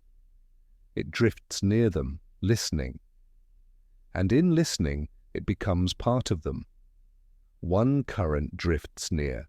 You feel it before you see it, a pulse of longing, not sharp, not painful, just persistent, as if someone, somewhere long ago, wanted to speak and chose instead to whisper into space.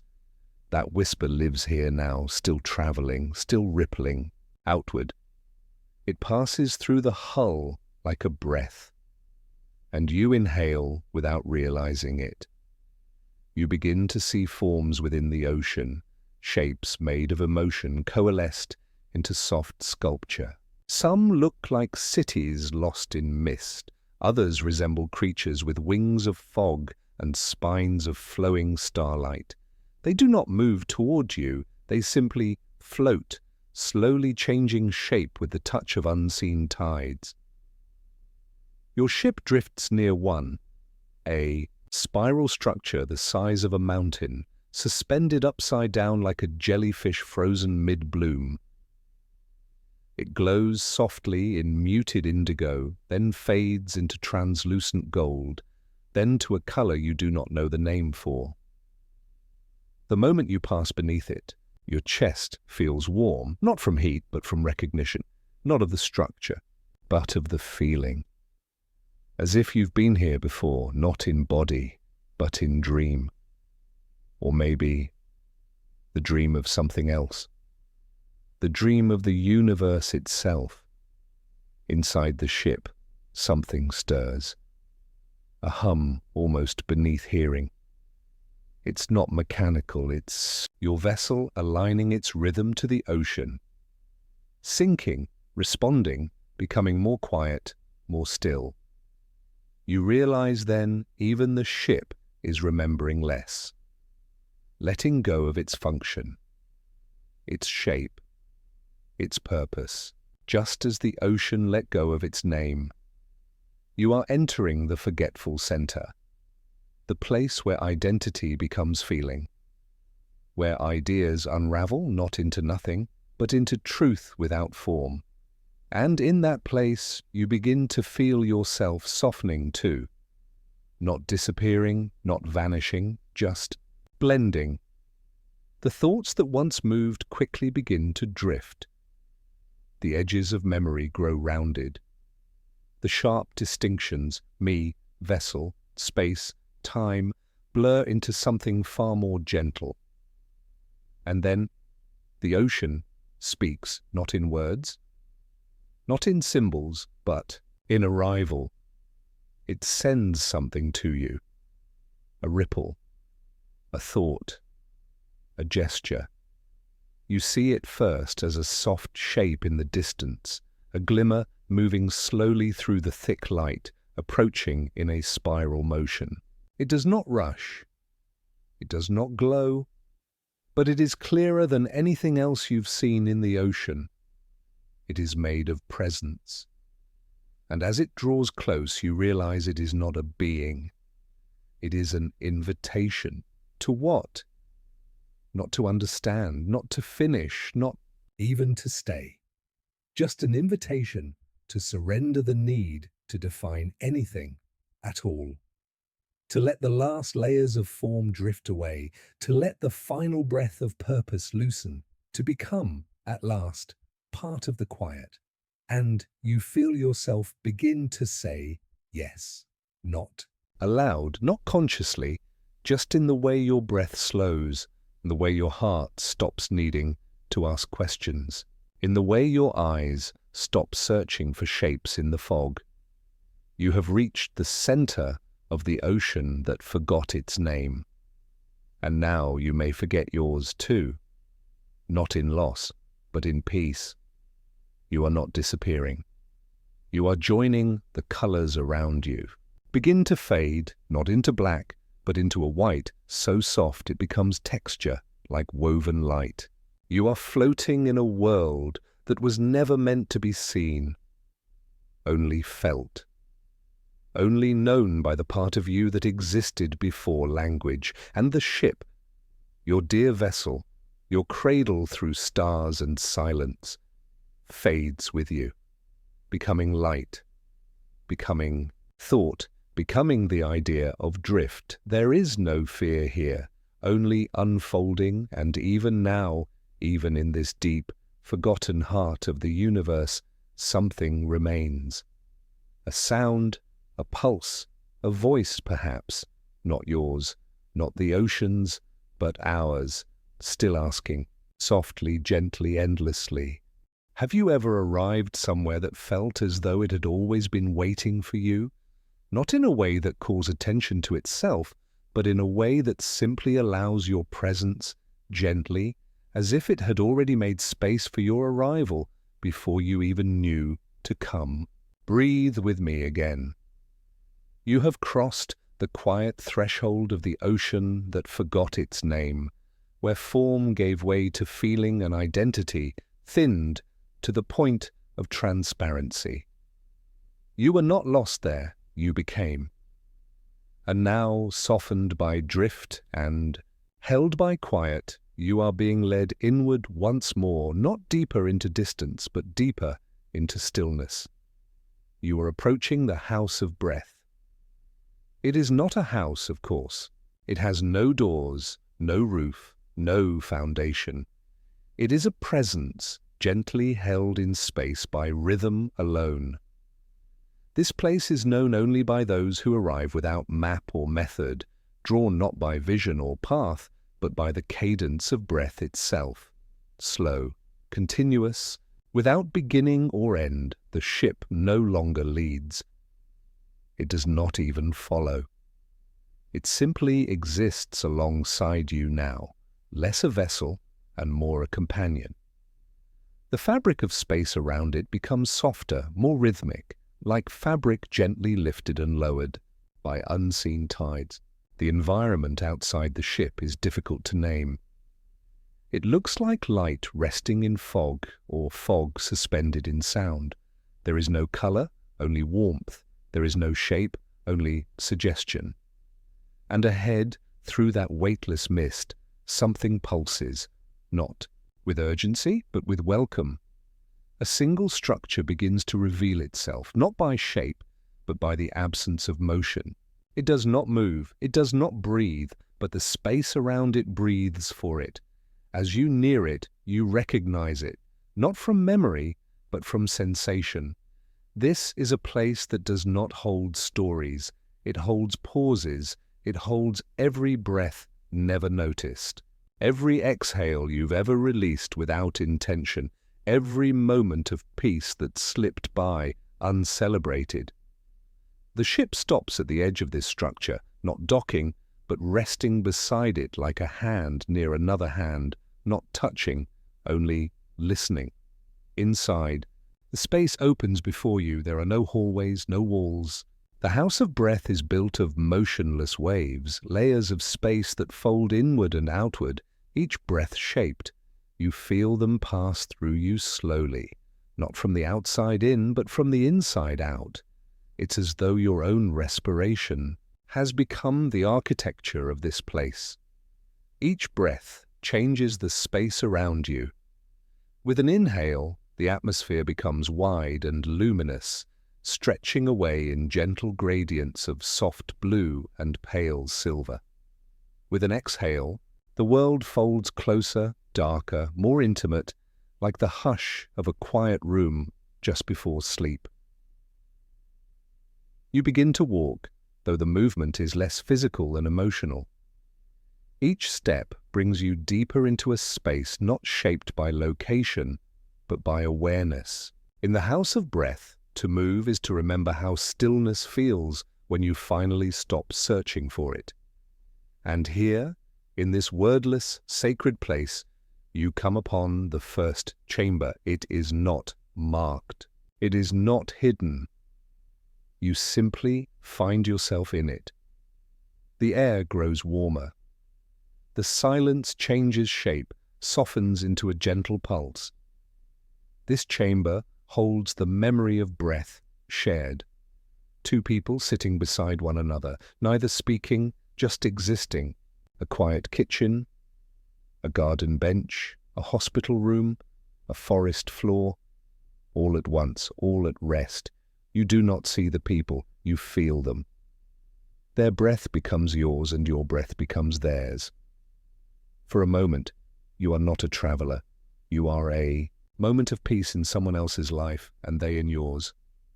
You pause, and the chamber accepts your stillness as its own. Then you move again, not by walking, not by deciding. You simply arrive at the next chamber. This one feels colder at first. Not unfriendly, just distant.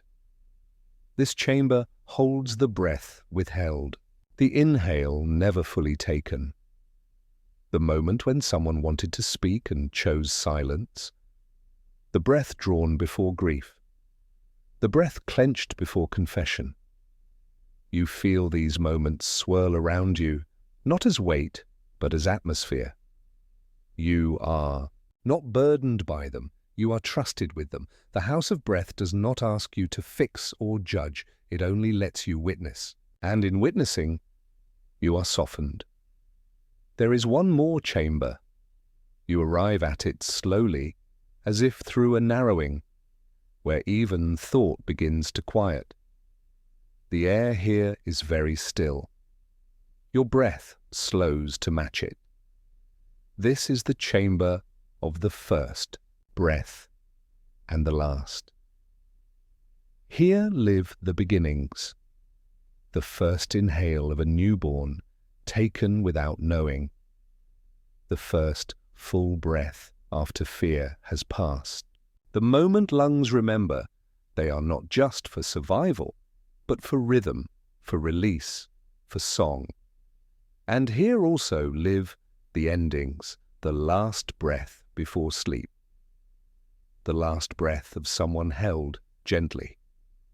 The final, trembling exhale of a life long lived.